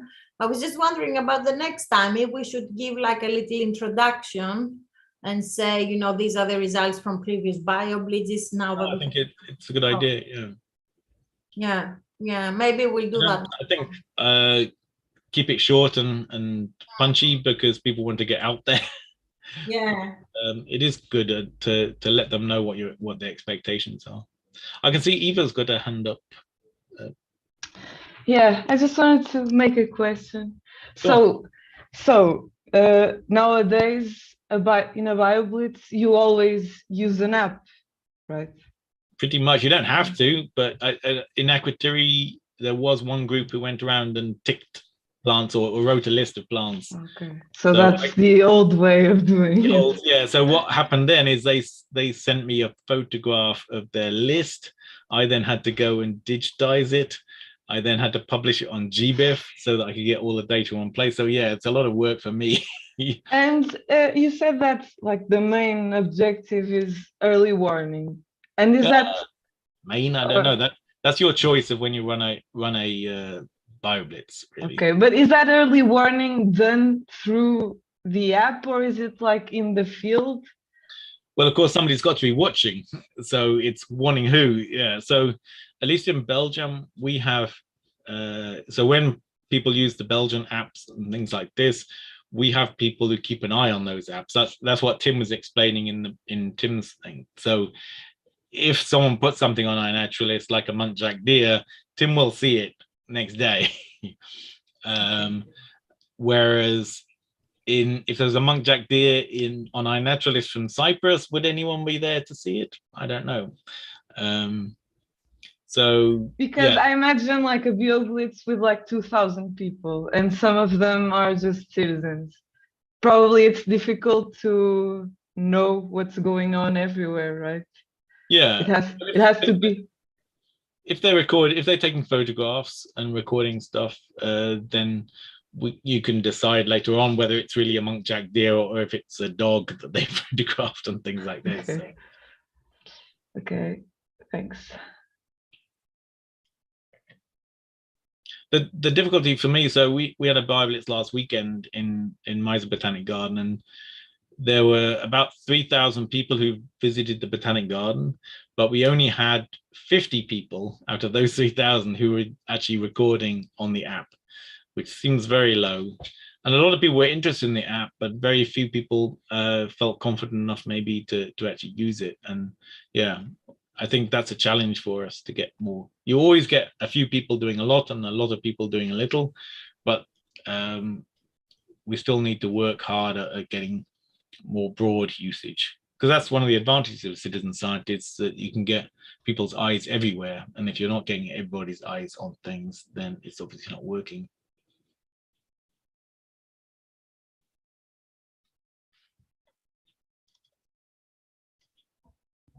I also have a question. Okay. Which machine learning techniques can help on these BioBlitz? I'm not an expert on machine learning. I don't know the specific machine learning techniques that they use. I just know the apps. I know iNaturalist have their machine learning, but also the PlantNet one. I don't know if you've come across that. Yes. But I don't know what the names of the techniques they're using specifically. If you name some, maybe they'll ring some bells. But yeah. I know that one of the most important things is obviously the training data set. And there are still problems with the training data sets for these, that if something's mislabeled in your training data set, or if the training data set is biased somehow, this can cause a big problem. So I'm not so sure the difficulties are really so much in the machine learning techniques now. They seem to be pretty much more stable, and people are using the similar techniques, but getting that training data set is really complicated. And you can definitely see it in iNaturalist. Well, maybe I can even give you a demonstration of this. So if I can share my screen. So one of the big problems in iNaturalist is when things all just look the same, basically. Let me just share this. So you see my screen, I guess? Yes, we see Google. Okay. So if I go to iNaturalist, I can just click on there, I'll go to iNaturalist.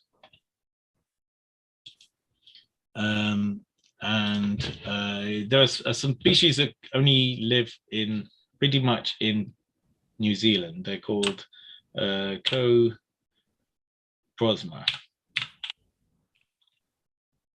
It's the genus Coprosma. If you look on the map on iNaturalist, you'll see, that's my records. I need to go for all species.